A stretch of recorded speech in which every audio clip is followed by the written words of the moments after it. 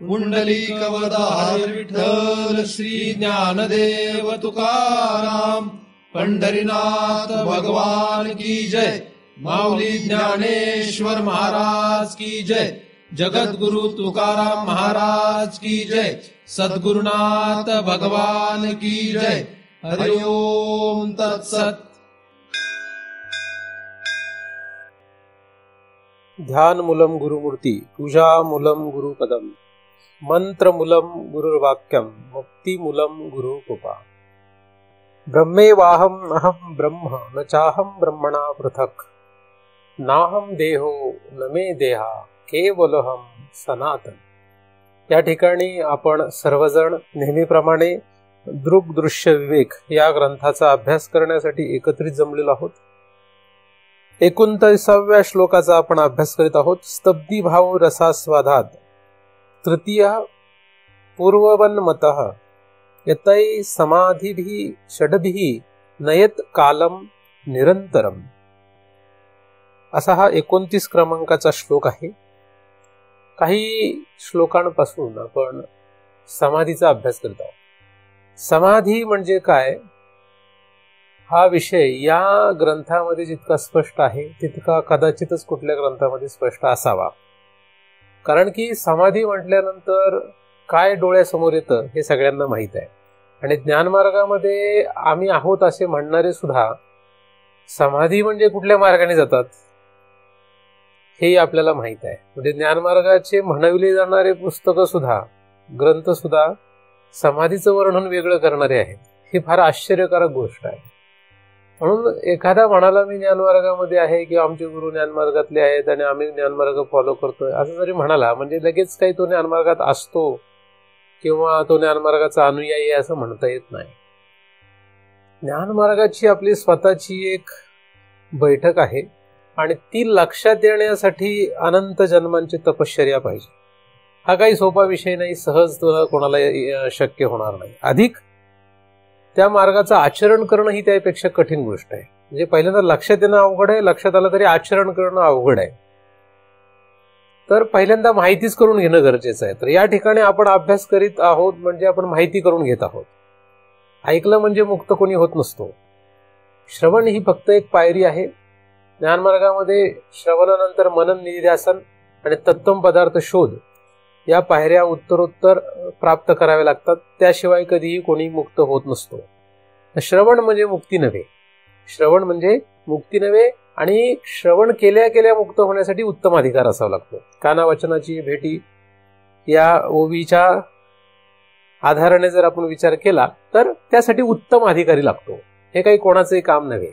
आणि घरदार बायका मुलांचा संसार सोडून जर एखादा संन्याशी झाल्यासारखा दिसला तर तो उत्तम अधिकारी हा गैरसमज जग करून घेतं. जगातल्या लोकांना असं वाटतं की हा सगळं सोडलंय म्हणजे उत्तम अधिकारी आहे. तर असा भ्रम असतो. तसं काही नसतं. म्हणजे ज्याने पूर्ण अंगावर भगवे कपडे जरी धारण केले आणि गुहेमध्ये जरी तो राहू लागला, जंगलात जरी राहू लागला तरी तो उत्तम अधिकारी असेलच असं म्हणता येत नाही. कारण की त्याची जी काही लक्षणं आहेत ही वेगळी आहेत आणि त्याचा विचार करणं गरजेचं आहे. असो, पण नक्कीच गृहस्थीपेक्षा भगवे कपडे धारण करून गुहेमध्ये राहणारा, जंगलामध्ये राहणारा श्रेष्ठ असतो साधनांच्या आधाराने जर आपण विचार केला तर. त्यामुळे त्यांचा द्वेष किंवा तिरस्काराचा प्रश्न येत नाही. कारण की बऱ्याच वेळा आम्ही जेव्हा काही बोलतो तेव्हा काही लोकांना ते न पचल्यामुळे त्यांना असं वाटायला लागतं की आपण ह्या मार्गाचा तिरस्कार वगैरे करायचा आहे किंवा द्वेष करायचा आहे. जगामध्ये आपण कोणाचाही द्वेष किंवा तिरस्कार करत नाही. द्वेष तिरस्कार करणं हा आपला विषय नाही. द्वेष तिरस्कार कोणाचाही जगात करू नये. नीच मधल्या नीच माणसाचाही, जीवाचाही तिरस्कार करू नये, द्वेष करू नये. म्हणजे नरकामध्ये असणाऱ्या जीवांचा सुद्धा तिरस्कार किंवा द्वेष आपण करू नये. पण आपण त्या वाटेनेही जाऊ नये. आपण त्या वाटेने जाऊ नये. कारण आपल्याला कुठे जायचं हा विषय जर आपल्याला कळला तर सगळ्यात पहिली भूमिका काय लागते? कोणाचाही द्वेष नाही, कोणाचाही तिरस्कार नाही. आणि ही फक्त तोंडाने बोलण्याची गोष्ट नसते, ही हृदयामध्ये लागते. म्हणजे समजा जर तुम्ही म्हणला आम्ही कोणाचाही द्वेष तिरस्कार करत नाही, पण घराघरातच तुमच्या जावचं जमत नाही, सासू सुनेचं जमत नाही, त्यांचा द्वेष तिरस्कार चालू आहे, म्हणजे तुम्ही काही ह्या मार्गाच्या उपयोगाचे नाही. दिसता ठीक आहे, पण तुमचा काही इथे उपयोग नाहीये. म्हणजे गर्दी फक्त दिसते, खरं तर काही उपयोग नसतो. व्यवहारातही आपल्याला कोणाचाही द्वेष तिरस्कार करणे नाहीये.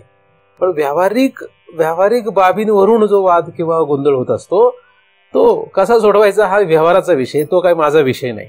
परंतु पारमार्थिक दृष्ट्या जर मला विचारलं तर मी तुम्हाला हे सांगेल, जगामध्ये कोणाचाही द्वेष तिरस्कार करू नये. व्यावहारिक दृष्ट्या कसं उत्तर शोधायचं हा माझा काही विषय नाही, हा काही मला इथे व्यासपीठावर बसून बोलण्याचा अधिकार पण नाही. तर आपण या ठिकाणी ज्या काही श्लोकांचा मागील काही महिन्यांपासून विचार करीत आहोत त्यामध्ये समाधीचा अभ्यास हा आपला प्रमुख विषय आहे. त्यामध्ये आता या श्लोकामध्ये जी समाधी आहे ती 6व्या प्रकारची समाधी आहे. एकूण 5 प्रकारच्या समाधींचा आपण अभ्यास केलेला आहे. तर पहिली समाधी आहे ती कुठली आहे? पहिली सविकल्प समाधी आहे. सविकल्प समाधी पहिली आहे, बरोबर. दुसरी म्हणजे ती पहिली धरायची का नाही धरायची? मग तुला धरायची. बरं, सविकल्प पहिली. दुसरी मग ते 2 धर आणि ही 1 अशी 3 धरायच्या का त्या? म्हणजे कसं आहे, ती एकच धरायची. म्हणजे 2 धरायच्या का 3 धरायच्या का 1 धरायची? एकच धरायची. म्हणजे ह्या 3 नाहीत, एकच आहे. बरं, ही 1 झाली. मग दुसरे, तुम्ही हा ग्रंथ घरी आहे का तुमच्याकडे? वाचता का नाही? कधी झोपल्यावर का कधी? म्हणजे झोपण्याच्या आधी कधी? नाही, झोपल्यावर म्हणण्यापेक्षा उठल्यानंतर का झोपण्याच्या आधी असं म्हणायचं तुम्हाला. आता मी मास्तर वर्गातला असल्यामुळे थोडंसं असं खोचकपणे बोलतच असतो आहे की नाही. तर मनाव घ्यायचं नाही एवढं. मनाव घेतलं तर चांगलंच आहे. म्हणजे माझं म्हणणं जर कोणाला लागलंच मनाला तर खरं चांगलं आहे, त्याची गती होते आहे की नाही. कारण निंदकाचे घर असावे शेजारी, आणि माझ्यासारखा निंदक असलं तर चांगलीच गोष्ट आहे. म्हणजे मी तुम्हाला खरंच काहीतरी खोचून बोललो आणि तुम्हाला राग आला आणि तुम्ही खूप अभ्यास केला तर चांगली गोष्ट आहे ना, बरोबर की नाही. तुम्हाला गोड गोड बोललो आणि मग तुम्ही काहीच अभ्यास नाही केला, त्यापेक्षा काय जरा लागलं पाहिजे मनाला, तर बरोबर आहे ना. 1 झाली. दुसरी, तुम्ही फक्त इथे ऐकायला आले असेल तर महाराज काहीतरी सांगतील, लेक्चरबाजी करतील आणि हे आपण ऐकू, मग त्याला काय अर्थ नाही ना. आपल्याला कसं पाहिजे, अभ्यास पण करायला पाहिजे. फक्त वर्गपाठ नाही आपल्याकडे काय ग्रहपाठ पण करायला पाहिजे. ग्रहपाठ म्हणजे घरी सुद्धा अभ्यास करायला पाहिजे. तुम्ही 1000 नातेवाईकांची नावं पाठ करून उपयोग नाही, त्याची पाठ करायची गरज पडत नाही, ते आपोआपच पाठ होतात. कोणाचं बारसं कधी, कोणाचं वय किती झालं, कोणाचा मृत्यू कधी झाला, असल्या गोष्टी लक्षात ठेवण्यापेक्षा हे लक्षात ठेवायला काय हरकत नाही. ते आपण ठेवायचे असेल तर ठेवा, पण हे तरी लक्षात ठेवायला पाहिजे. तर 6 समाधीपैकी पहिली समाधी तुम्ही म्हटली ती धरली, तर दुसरी कुठली? जाऊ दे, अभ्यास केलाय का नाही ते सांगा, नाहीतर मग मी विनाकारण प्रश्न विचारत राहणार आणि आपली वेळ वाया घालवणार. अभ्यास केलेला आहे का नाही? कोण करून आले त्यांनी सांगा. जाऊ दे, अभ्यास कोण करून आलेला आहे? शाळेमध्ये काय करतं, कोण अभ्यास करून आले त्यांच्या पालकांना कळवतं तरी येतं. तुमच्या पालकांना काय कळवलं जातं? ते म्हणतील त्यांना जायला कोणी सांगितलं? तुमच्या पालकांना नाही, तुमच्या मुलाबाळांना कळवावं लागेल. ते म्हणतील आम्ही त्यांना सांगतो नका जाऊ, कशाला त्या महाराजांच्या नादी लागलेत, त्यांना काही कामधंदा नाही, तुम्हालाही काही कामधंदा नाही का, म्हणून मी नोकरी करतो ते तरी बरं आहे.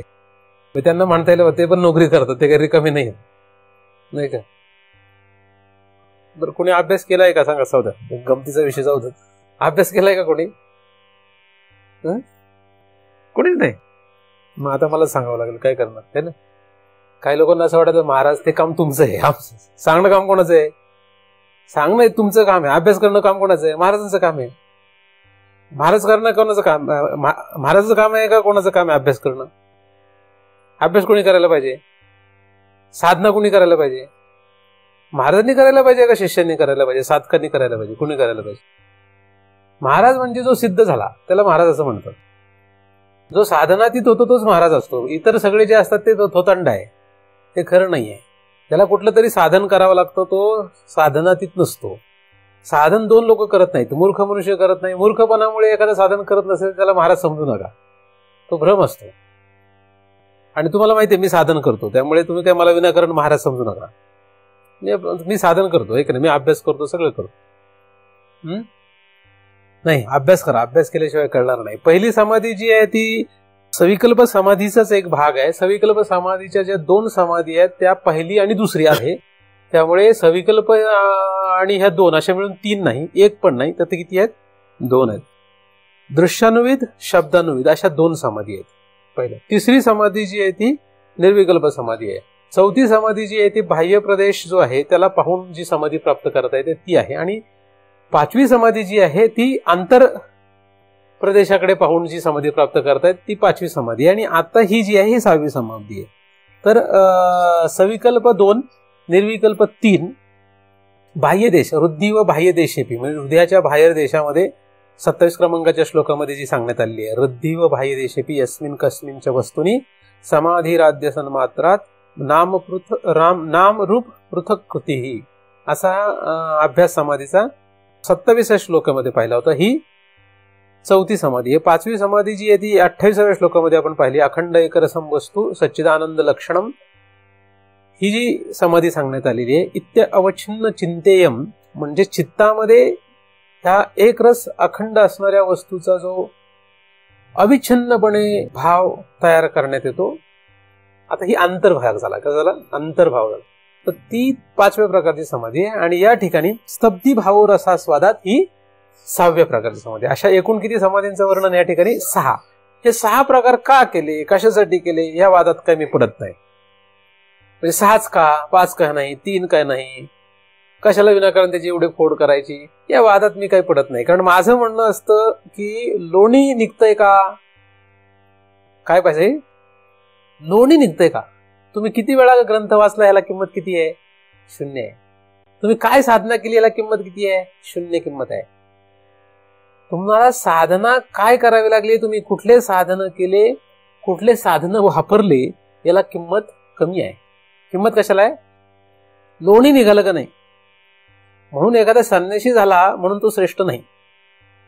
लोणी निघालं का? एखादा गृहस्थी राहिला म्हणून तो कनिष्ठी नाही. लोणी निघालं का? म्हणजे उत्कृष्ट का श्रेष्ठ हे व्यावहारिक दृष्ट्या ठरत नाही. उत्कृष्ट, श्रेष्ठ का कनिष्ठ अशा प्रकारचा जो भाव असतो तो व्यावहारिक दृष्ट्या असतो. पारमार्थिक दृष्ट्या विचार करायचं झालं तर एकच त्याला प्रमाण आहे, त्याला मापदंड एकच आहे.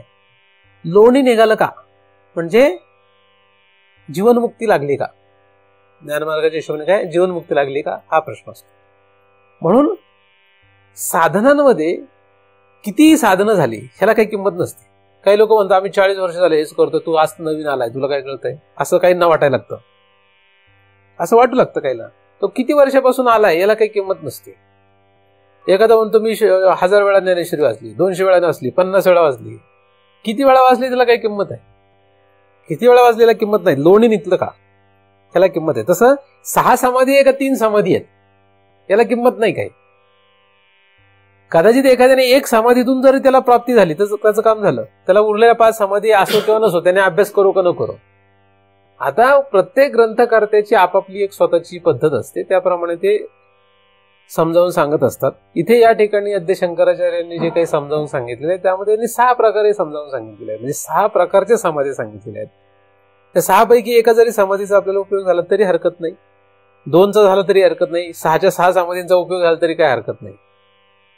पण आपल्याला त्याचा उपयोग व्हायला पाहिजे. म्हणजे जो अपेक्षित आपल्याला त्यातून भाग मिळायला पाहिजे, म्हणजे जे फल आपल्याला मिळायला पाहिजे ते जर मिळत नसेल तर या समाधींचा आपण अभ्यास सगळ्या जरी केला तरी काही उपयोग नाही, आणि नाही केला तरी काही फरक पडत नाही. असो, तर सविकल्प 2, दृश्यान्वित शब्दान्वित, निर्विकल्प 3, हृदयाच्या बाहेरचं सगळं पाहून जी समाधी प्राप्त करता येते ती 4, अंतर म्हणजे चित्तामध्ये अविच्छिन्नपणे अखंड एकरस वस्तूचा भाव अविच्छिन्नपणे राहणं, तसा त्यासाठी प्रयत्न करणे आणि तशी स्थिती प्राप्त करणे, हे समाधीचं वर्णन 5. आणि 6 स्तब्धी भाव रसास्वादात तृतीय पूर्ववन्मत, की जी पूर्वीच्या 3ऱ्या समाधीसारखी आहे असं इथं म्हटलेलं आहे. येताही म्हणजे अशा प्रकारे हे जे समाधी भी षडभी, म्हणजे अशा प्रकारे 6 प्रकारच्या समाध्यांचा हा अभ्यास आहे, किंवा 6 प्रकारे समाधीचं वर्णन करता येतं. वास्तविक समाधी हा एकच विषय आहे. समाधी म्हणजे सम राहणं, अधिष्ठानाशी सम राहण्याला समाधी असं म्हणतात. समाधी म्हणजे काय? समाधीला सोप्या भाषेमध्ये जर आपण विचार करायचा झाला तर अधिष्ठानाशी सम राहणे याला समाधी असं म्हणतात. आणि समत्व चित्ताचे हेच सार जाणं योगाचे, असं ज्ञानदेवांनी सांगितलेलं आहे, बरोबर का नाही. तर सम अधिष्ठानाशी सम, कारण सम कशाशी राहायचं? अधिष्ठानाशी. आपण सम कशाशी राहतो? आपण सम नको त्याच्याशी राहतो. सम म्हणजे एक विचाराचे आपले आणि कोणाचे विचार जुळतात ह्याला खूप किंमत असते. कुठल्या लोकांशी आपले विचार जुळतात. व्यवहारामध्ये तुम्ही बघा, आपमत वर्ग तयार होतो. कुठेही जा तुम्ही, आपमत काय होतात, वर्गाचं 60 मुलं आणून बसवली तर 60च्या 60 मुलांचा एकत्र नाही राहते. मग त्यातल्या 2 मुलांचा वर्ग वेगळा, त्यातले 3 मुलं वेगळी, ही 4 मुलं वेगळी, असं वेगवेगळे वर्ग तयार होतात, ग्रुप तयार होतात. तसे आपल्या साधकांमध्ये सुद्धा वेगळे लोक एकत्र आले की त्यांच्यामध्ये एक वर्ग तयार होतात. असंच का नाही? असे म्हणजे प्रत्येकाचा आपापला एक काय होतो, वर्ग तयार होतो. कशामुळे? विचार, समविचार जे असतात त्याप्रमाणे तसं तयार होत असतं. तुम्ही ज्या ठिकाणी राहता, तुम्ही सोसायटीमध्ये कुठे एखाद्या वस्तीवर राहत असेल तर त्या ठिकाणी सुद्धा काय होतं, एक समविचारच्या लोकांचा एक वर्ग तयार होतो. तर सम म्हणजे काय? एकसारखं, कोणाशी तरी एकसारखं होणं. म्हणून दारू पिणाऱ्यांचा एक वर्ग असतो, पत्त्या कुटणाऱ्यांचा एक वर्ग असतो, चित्रपट पाहणाऱ्यांचा एक वर्ग असतो, गाणे ऐकणाऱ्यांचा एक वर्ग असतो, त्याच्यामध्ये शास्त्रीय संगीतवाल्यांचा एक वर्ग असतो, भावगीतवाल्यांचा तो वेगळा वर्ग असतो. असे वेगवेगळे वर्ग असतात. भजनावाल्यांचा एक वेगळा वर्ग असतो, वारी करणाऱ्यांचा एक वेगळा वर्ग असतो. वारीतही गेल्यानंतर तिथे सुद्धा दिंडीमध्ये सुद्धा खाणाऱ्यांचा एक वर्ग असतो, उशीरपर्यंत झोपून राहणाऱ्यांचा एक वर्ग असतो, लवकर उठून आंघोळ करून पुढच्या ठिकाणापर्यंत जाणाऱ्यांचा एक वेगळा वर्ग असतो. असे वेगळे वेगळे वर्ग असतात.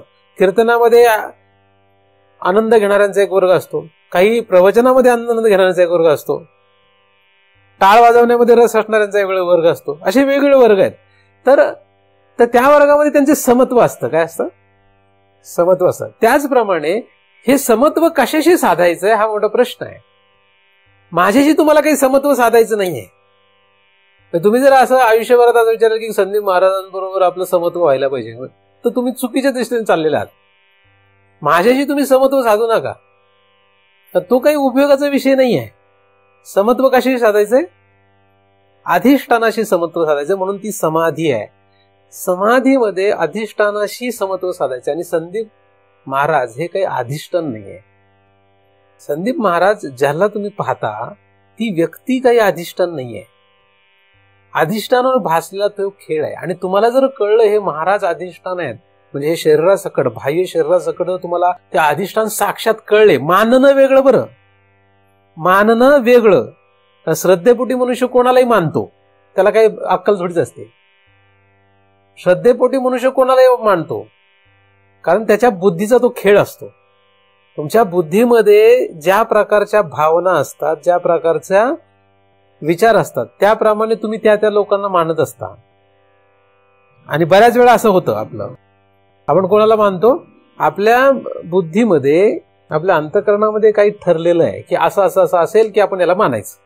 ते ठरलेलं आहे आतमध्ये, आणि ते आपण तपासून बघतो. तुम्हाला जर तुमचं आतल्या गोष्टी आणि माझं म्हणणं जुळलं नाही तर तुम्ही म्हणणार हे महाराज चुकीचे आहेत. ते का होतं? कारण त्या आतमध्ये तशी आपली जुळवणूक होत नाही, समत्व तिथं साधलं जातं. म्हणून हे लक्षात घ्या की समत्व जे आहे ते आपल्याला एका व्यक्तीशी साधायचं नाही. व्यक्ती सापेक्ष परमार्थ करू नका. परमार्थ कसा करू नये? व्यक्ती सापेक्ष परमार्थ करू नये. अधिष्ठानाला धरून परमार्थ करावा लागतो. म्हणून संदीप महाराज असले म्हणजे मी परमार्थ करेल असा काही गैरसमज कोणाचा नसावा. संदीप महाराज ही एक व्यक्ती आहे जी आपल्याला मदत करू शकते, पण अधिष्ठान जे आहे त्या अधिष्ठानाचा आणि आपला परमार्थाचा विषय आहे हे लक्षात घ्या. पण अधिष्ठान ही काही साधारण गोष्ट नाही. अधिष्ठान ही काय अवघड गोष्ट आहे, ती समजायला कठीण आहे. म्हणून शास्त्र आणि एखाद्या साधूची आपल्याला गरज असते. पण त्या साधूला त्या अधिष्ठानाची साक्षात माहिती असणं गरजेचं असतं. जर नसेल तर उपयोग होत नाही. आपल्याला काय गरज आहे त्यानुसार आपण पुढे गती करू शकतो. तर समाधी म्हणजे अधिष्ठानाशी सम होणे. तर अधिष्ठानाचे काही गुण आहेत, अधिष्ठानाची काही लक्षणं आहेत, त्या स्वरूप लक्षणांचा साक्षात अनुभव पहिल्यांदा घेणं गरजेचं आहे. ती काय आहेत नक्की? अधिक संसाराची व्यावृत्ती त्यामध्ये अपेक्षित आहे. म्हणजे संसार त्या अधिष्ठानाच्या लक्षणामध्ये कुठे बसला नाही पाहिजे. जर तो बसला नाही तर त्याच्याशी समत्व साधता आलं तर, म्हणजे आपण त्या वर्गात गेलो तर समाधी आहे. त्या वर्गात गेलो पाहिजे. कुठल्या? अधिष्ठानाच्या वर्गात गेलो पाहिजे. कमीत कमी त्या वर्गात तरी जावं. तिथे गेल्यावर काय होईल सांगता येत नाही. जर 10वी ब मध्ये गेला एखादा तर 10वी ब मध्ये गेल्यानंतर वर्गात पोहोचणं गरजेचं आहे. मग 10वी ब मध्ये आहे असं होतं, पण 10वी ब मध्ये खरंच काय शिकला हा पुढचा भाग असतो. पण पहिल्यांदा प्रथम दर्शनी काय 10वी ब मध्ये तर पोहोचू दे, 10वी अ मध्ये तरी पोहोचू देत, असा पहिला भाग असतो. तर तसं अधिष्ठानाच्या वर्गात तर पहिल्यांदा येऊ देत. तर ज्ञानमार्ग हा काय आहे, ज्ञानमार्ग जो आहे त्या ज्ञानमार्गात तर पहिला येऊ देत. कारण ज्ञानमार्गात तो आला का नाही हा मोठा प्रश्न असतो.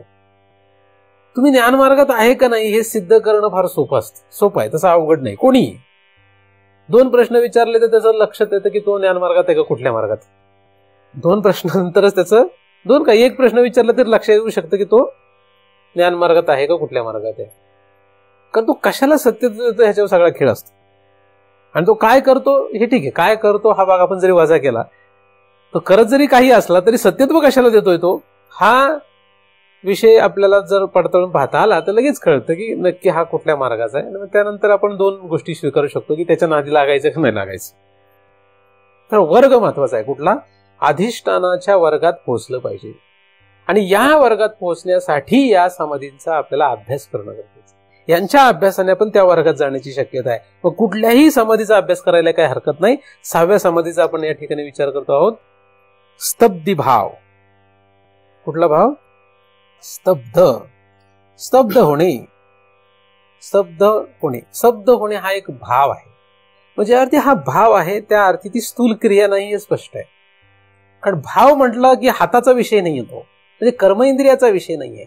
भाव म्हटलं की तो ज्ञानेंद्रियाचा विषय नाहीये. भाव म्हटलं तर तो विषय कोणाचा होतो, भाव कुठे असतो, भाव कुठे राहतो. जाऊ द्या, तो दुसरा प्रश्न. आता मी एवढं सांगायचं मला वाटतं तुम्हाला सगळं माहिती आहे, पण मला पहिला त्याच्यामुळे हा प्रश्न पडला तुमचे चेहरे पाहून की भाव म्हणजे नक्की माहिती आहे का नाही. भाव म्हणजे कुठला, आपले कळमकर भाव, नंतर भुजबळ भाव, असे भाव नाही बरं. ते भाव आणि भाव मध्ये फरक असतो, भाऊ आणि भाव मध्ये फरक आहे. तर भाव म्हणजे काय, जाऊ दे, भाव म्हणजे काय नको. भाव कुठे असतो, तुमच्या शरीरात भाव कुठे राहतो सांगा. भाव म्हणजे आपल्याला डाळीचा भाव काय ते माहित आहे, तो भाव नाही बरं. नाही तुम्ही सांगा तूर डाळ किती रुपयाची झाली ते आपल्याला माहित असू शकतं, ते नाही.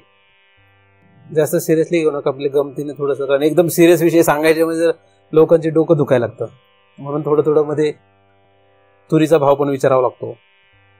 तर भाव म्हणजे कुठे राहतो आपल्या शरीरात, कुठे राहतो, कानात.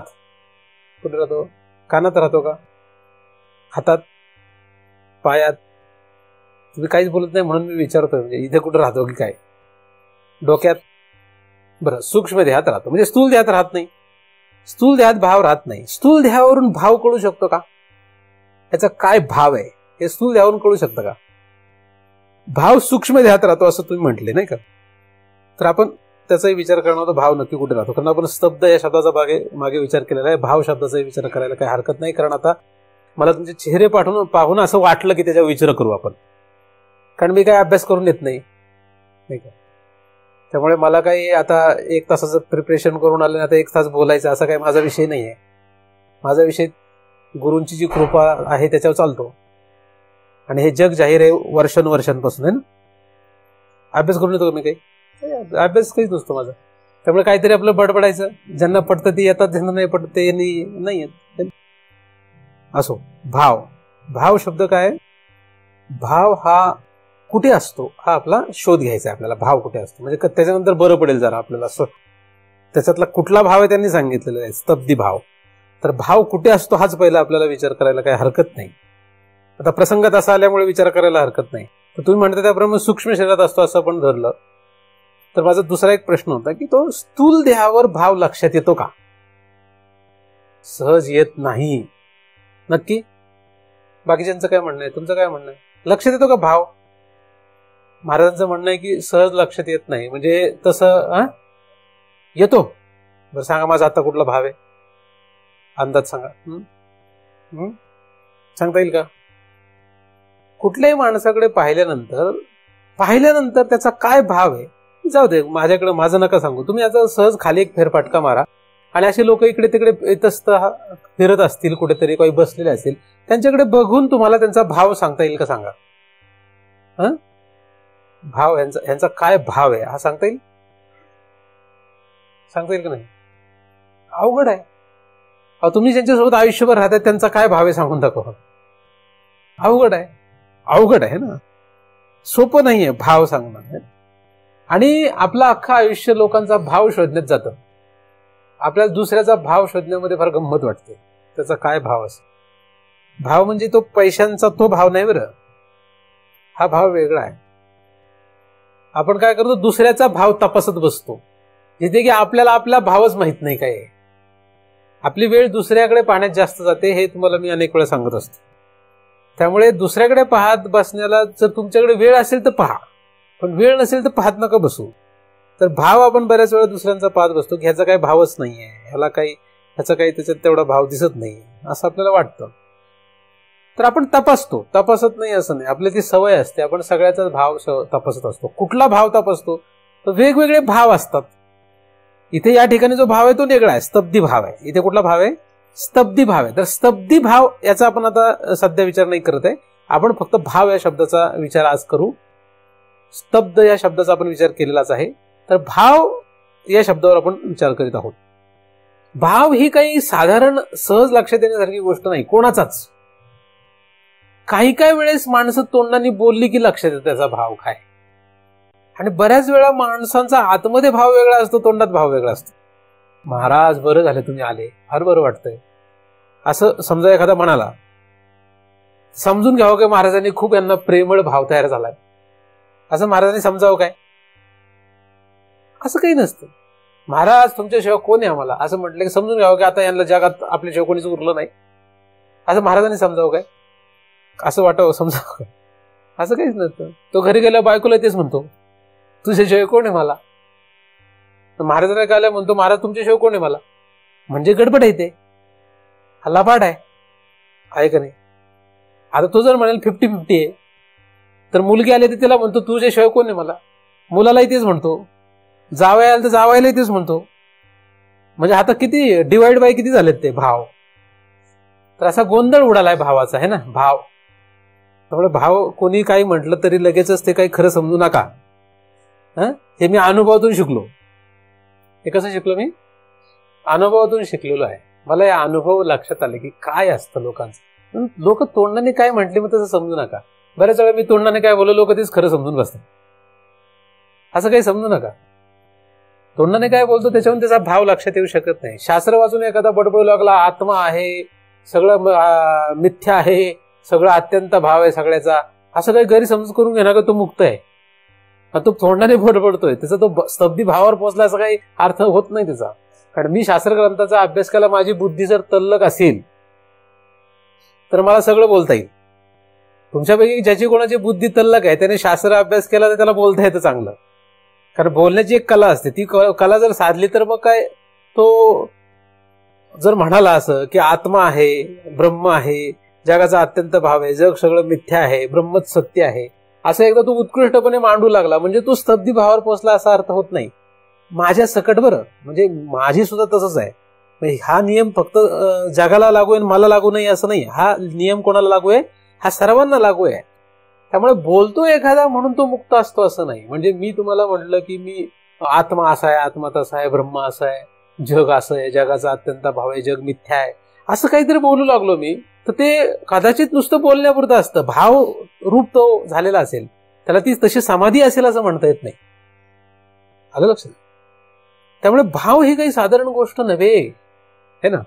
भाव ही काही साधारण गोष्ट नव्हे. तर भाव कशा तपासतो आपण? आपण त्याच्या तोंडातून बोलणाऱ्या शब्दातून तपासतो, किंवा त्याच्या स्थूल शरीराच्या वागण्यातून ठरवतो. भाव कसा तपासतो आपण? आपल्याला सवय ती तपासण्याची. आपण त्याच्या स्थूल आचरणावरून त्याचा भाव ठरवतो. म्हणजे एखाद्याने भगवे कपडे घातले की आपल्याला वाटायला लागतो तो संन्यासी आहे, तो मुक्त आहे, तो महाराज आहे असं वाटायला लागतं. आणि ही साधारण गोष्ट आहे ना, ते विशेष काहीच नाही. एखाद्याने एकदम मुंडन केलं, शेंडी ठेवली, किंवा असं काहीतरी केलं, असं काहीतरी वेगळं महाराजासारखं केलं की लोकांना वाटतं हा मुक्त आहे. ते त्याच्या शरीराच्या हालचालीवरून लोक त्याचा भाव शोधतात. म्हणजे तोंडाची हालचाल, हातापायांची हालचाल, अंगावरच्या कपड्यांमुळे होणारी हालचाल, कपड्यावर लोक ठरवतात की हा मुक्त आहे का नाही आहे. तर हा मूर्खपणाचा विषय झाला. कारण भाव हे काही स्थूल शरीरावरून तपासता येत नाही. आणि स्थूल शरीरावरून भाव तपासता येत असता तर आपण सगळे आपल्याला लगेच कळलं असतं कोणाशी कसं वागावं ते. आणि आयुष्यभर आपल्याला खस्ता खावे लागले नसते, आपल्याला दुःख भोगावं लागली नसती. कारण किती ठिकाणी आपण फसतो कशामुळे? चुकीचं समजल्यामुळे फसतो. भाव जर कळला असता तर आपल्याला लगेच कळलं असतं. दुकानदाराकडे गेलो असतो त्याला विचारलं कितीला आहे काय, त्याने सांगितलं तर आपल्याला जर भाव कळत असता तर लगेच कळलं असतं हा फसवतोय. म्हणजे ही वस्तू 15 रुपयाची नाहीये, ही 10 रुपयाची हे आपल्याला त्याच्या बोलण्यातून लगेच कळलं असतं. पण तो 15 रुपयाची म्हणतो, आपण म्हणतो हा बरोबर, पण त्याला 15 रुपये देतो, ते घेऊन येतो. आणि तो मनातल्या मनात म्हणतो कसं फसवलं, 10 रुपयाची वस्तू त्याला 15 रुपयाला विकली. म्हणजे काय झालं? काय झालेलं इथे भाव त्याचा आपल्याला लक्षात आलेला नाही. म्हणजे आपण तो नीट पाहू शकलेलो नाही. आणि ते जर कळलं असतं तर आपण व्यवहारात जगात कधीही कोणी फसला नसता, व्यवहारात सुद्धा. म्हणून व्यावहारिक असणाऱ्या स्थूल शरीरापासून भाव लक्षात येत नाही. स्थूल शरीर हे व्यावहारिक सत्तेमध्ये आहे. एकदम शास्त्रीय भाषेत मी बोलत नाही, तुम्हाला माहित आहे ना, पण शास्त्रीय भाषा मी सोडत नाही हेही तुम्हाला माहित असावं. जो शास्त्रीय अभ्यास करतात त्यांना कदाचित त्याची कल्पना असेल. तर स्थूल शरीर कुठल्या सत्तेत येतं? कुठल्या सत्तेत येतं स्थूल शरीर? व्यावहारिक सत्तेत येतं. तर व्यावहारिक सत्तेमध्ये आपण फसलो नसतो. कशामुळे फसतोय? काय ते लक्षात नाही येत आहे, ते मान्य करावं लागतं, पहिल्यांदा ते लक्षात घ्यावं लागतं. मग तो नियम व्यवहारातही आहे, तोच परमार्थात सुद्धा आहे. म्हणून परमार्थामध्ये सुद्धा आपल्याला स्थूल शरीराच्या कुठल्याही आचरणावरून स्तब्धी भाव प्राप्त केलेला व्यक्ती आहे की नाही हे लक्षात येऊ शकत नाही. म्हणून रैकवर्षी सारखे अत्यंत खरूज झालेली व्यक्ती, बैलगाडीच्या खाली भिकाऱ्यासारखी पडलेली व्यक्ती ही कोण होती? सिद्ध महात्मा होती. हे आपल्याला दृष्टांत म्हणून उपनिषदामधली कथा लक्षात घ्यायला काही हरकत नाही. आलं लक्षात? कारण बाह्य आचरण काय आहे? एकदम भिन्न, विचित्र आहे, वेगळं आहे. अशा असंख्य उदाहरणं आहेत. सगळीच उदाहरणं काही सांगत बसायची कारण नाही. तर स्थूल कुठल्याही गोष्टीतून भाव व्यावहारिक दृष्ट्या सुद्धा ओळखता येत नसतो, तर स्तब्धी भाव ओळखता येईल का? ओळखता येणार नाही. एक थोडीशी माहिती, अवांतर माहिती म्हणून सांगितली. कारण बऱ्याच वेळा काय होतं की आपल्याला लक्षात येत नाही, आपण त्या गोष्टीत तपासत बसतो. म्हणून कोण मुक्त आणि कोण बद्ध हे कधीही साधकांना कळूच शकत नाही. मुक्त कोण आहे हे कळून घेण्यासाठी स्वतः मुक्त व्हावं लागतं. जो स्वतः मुक्त होतो त्याला लक्षात येतं कोण मुक्त आहे, है ना? जावे त्यांच्या वंशा, नाही जावे त्यांच्या वंशा मग कळे. तसं पण अभंग नाही. अजून दुसरा कुठला म्हटले? हा, तुका म्हणे अंगे व्हावे ते आपण, तरीच महिमा येईल कळू. आपण ते अंगाने म्हणजे अंगीभूत व्हायला पाहिजे तर ते कळेल, नाही तर कळणार कसं? म्हणून तुम्ही आता जे मांडताय की महाराज मुक्त वगैरे, हे सगळं तुमचा भ्रम आहे. हे काय? हा भ्रम आहे, हे मानणं ही अंधश्रद्धा आहे. खरंच हे महाराज आहेत का नाही हे कळून घ्यायचं असेल, काय करावं लागेल आपल्याला? आपण स्वतः महाराज व्हायला लागेल, आपण स्वतः सिद्ध व्हावं लागेल, तर सिद्ध व्यक्ती ओळखता येते, नाही तर कोणाच ओळखता येत नाही. आता तुम्ही जे गोळा झाले ते फक्त कशापोटी झालेत? बरं वाटतं, महाराज जरा बोलायला चतुर आहेत, हे का नाही, म्हणून गोड वाटतंय, बरं वाटतंय म्हणून येतात. किंवा तुम्हाला काहीतरी महाराजांविषयी काहीतरी प्रेम आहे, व्यावहारिक दृष्ट्या आहे, किंवा कुठल्याही कारणाने आहे, काहीतरी कारणाने तुम्ही इथे आहात, ह्याच्यावरून काही ठरत नाही. म्हणून तुम्ही कोणी जर विचारलं तुमचे महाराज जे सांगतात तुम्हाला चिंतन ते मुक्त आहेत का, म्हणायचं आम्हाला माहित नाहीये. काय म्हणायचं? मग ते म्हणतो तुम्ही जाता कसे? मग तुम्हाला ज्या दिवशी माहित होईल त्या दिवशी तुम्ही कोण होणार? त्या दिवशी तुम्ही सिद्ध व्हाल. त्या दिवशी तुम्ही जर श्रवण करायला आले तर ते खरं श्रवण आहे. कारण सिद्धानुवादामध्येच खरा परमार्थ आहे. परमार्थ कुठे आहे खरा? सिद्धानुवादामध्ये परमार्थ आहे, तिथपर्यंत खरा परमार्थ नसतो. असो, भाव जो आहे तो काय असा ओळखता येत नाही, व्यावहारिक ओळखता येत नाही, तर स्तब्धी भाव ओळखणं अवघड झालं. तर आपण परत आपल्या प्रश्नाकडे येऊया. भाव कुठे राहतो? कुठे राहतो भाव? तुम्ही म्हटले सूक्ष्म शरीरात राहतो. बर, आता सूक्ष्म शरीरात राहतो असं धरू आपण. तर सूक्ष्म शरीरात कुठे राहतो? सूक्ष्म शरीर माहित आहे का नाही? सूक्ष्म शरीर, सूक्ष्म शरीर माहित आहे. मग सूक्ष्म शरीरात भाव कुठे राहतो? बरं जाऊ दे, दुसरा प्रश्न. सूक्ष्म शरीर काय आहे? त्याचं पूर्ण वर्णन सांगता येईल का? काय सूक्ष्म शरीर काय आहे? सूक्ष्म शरीर म्हणजे काय? 5 ज्ञानेंद्रिय, 5 कर्मेंद्रिय, 5 प्राण है ना. 5 ज्ञानेंद्रिय, 5 कर्मेंद्रिय, 5 प्राण, मन बुद्धी हे 2, किंवा मन बुद्धी चित्त अहंकार, किंवा मन बुद्धी चित्त अहंकार अंतःकरण. बरोबर, ह्याला म्हणतात सूक्ष्म देह. अजून 25 तत्वांचं धरायचं असेल तर 5 विषय सुद्धा त्यामध्ये धरतात. शब्द, स्पर्श, रूप, रस, गंध. बरोबर का नाही? आता यामध्ये कुठे राहतो सांगा भाव? ज्ञानेंद्रियात राहतो का भाव? ज्ञानेंद्रियात राहतो का? सांगा, काहीतरी अंदाज तर सांगा. काय तुम्हाला माहितच असेल असं म्हणता येतं, पण ज्ञानेंद्रियात भाव राहतो का? काय वाटतं तुम्हाला? हे सगळे प्रश्न म्हणजे तुम्ही घरी विचार करा बरं का. फक्त इथेच विचार करू नका, इथे असं दाखवू नका खूप विचार करतोय, खूप विचार करतोय. घरी गेल्यानंतर काय नाही, बायका मुलांचा विचार करत असतो, पैसे कसे कमवायचे विचार करत असतो, खायचं काय त्याचा विचार करतो, संध्याकाळी जेवायचं काय, उद्या सकाळी बाहेर कसं काढायचं याचा विचार करतो. नाही जमलं तर काढा घे, काहीतरी घे, त्रिफळा चूर्ण खा ह्याचा विचार करतो. आजारी पडला तर औषधं कुठली खायची याचा विचार करतो. आयुष्य त्याच्यामध्ये चाललेलं आहे. खायचं काय आणि याचे रोग कसे घालवायचे, याच्यात आयुष्य वाया जातं. आयुष्यात दुसरं काहीच करत नाही आपण, है ना. दिवसभर चिंता काय, संध्याकाळी खायचं काय, दुपारी खायचं काय, आणि दुसऱ्या दिवशी काय, हे बाहेर कसं काढायचं हा प्रश्न असतो. आणि त्याच्यातून मग गोंधळ होतो, मग रोग लागतो. रोग लागले की मग रोग कसा बरा करायचा ह्याच्यावर आयुष्य जातं वाया. जास्तीत जास्त वर्ग ह्याच्यात मेलेला आहे. जास्तीत जास्त वर्ग फक्त एवढ्याच गोष्टीत, या चिंतेत मरण पावतो.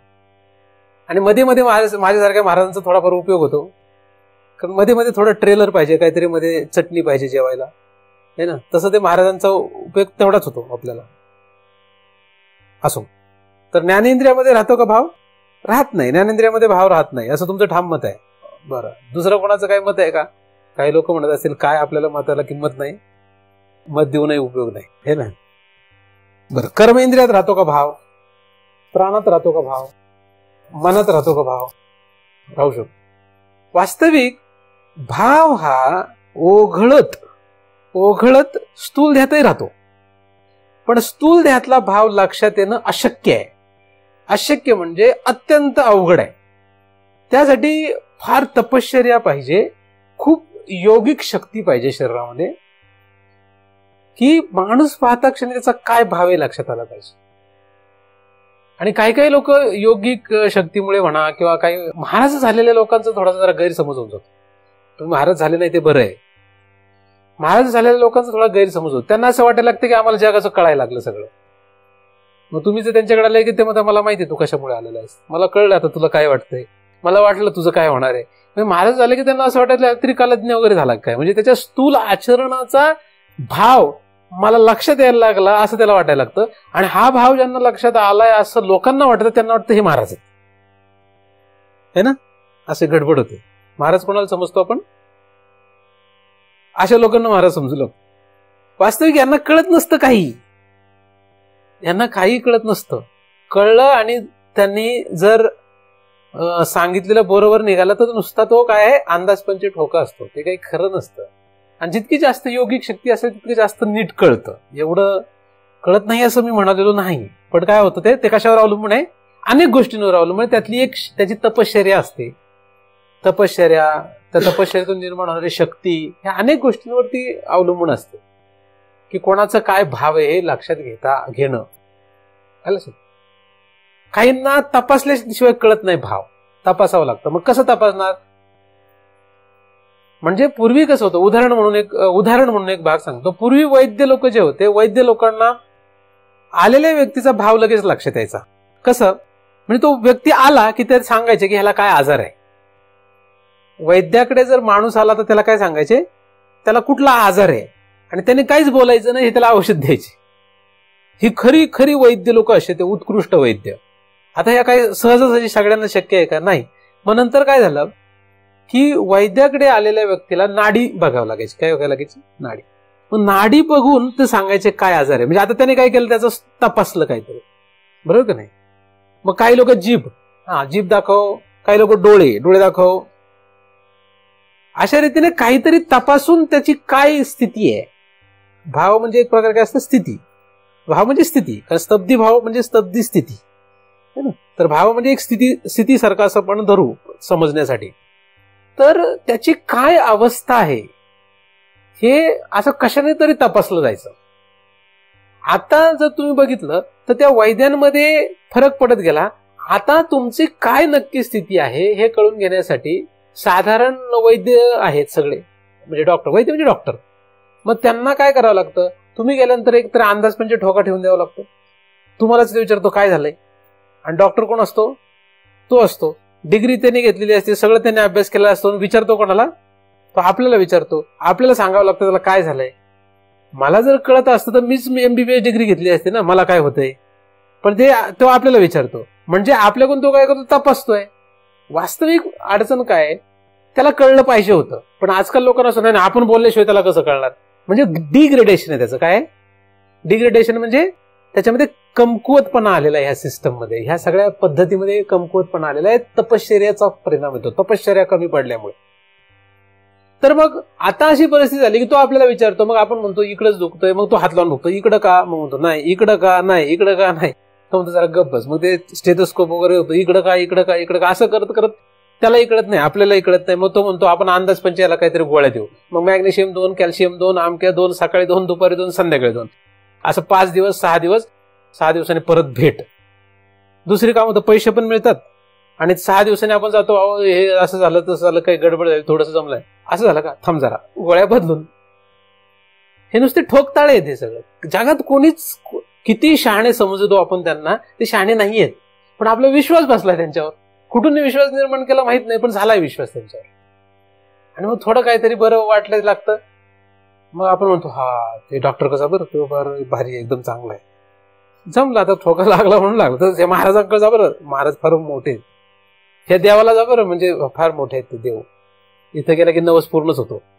नवस जर पूर्णच होत असतं त्या देवाला जाऊन, तर अख्खं जग त्याच्याकडे का जात नाही, त्या एकाच देवाला. तर काहींचे नवस पूर्ण झाले, ते ठोका लागला असतो देवाचा पण, है ना. सगळेच त्याच्याकडे खाणे आहेत. तो गमतीचा विषय, हा फार गमतीचा विषय. आपण कुठे कसे भुलत जातो हे सांगता येत नाही. असो, तपासल्याशिवाय कळत नाही. सांगण्याचा मुद्दा काय, तपासावं लागतं. मग नाडीवरून तपासतील, रक्त तपासतील, लघवी तपासतील, असं करून काही ना काही तपासून ते जसं पाहतात. तसं परमार्थामध्ये सुद्धा जर आपण विचार केला, पारमार्थिक दृष्ट्या विचार केला, तर तुमचा भाव काय हे समजून घ्यायचा असेल तर कसं तपासता येतं. तुम्ही बोलल्यानंतर भाव लक्षात येतो. काय होतं, बोलल्यानंतर भाव लक्षात येतो. मग काहींनी एक शब्द बोलला तरी भाव लक्षात येतो, एखाद्याचा भाव लक्षात घ्यायचा तर एक शब्द बोलला तरी भाव लक्षात येतो, आणि काहींना बऱ्याच वेळ बोलल्यानंतर आपल्याला भाव लक्षात येतो.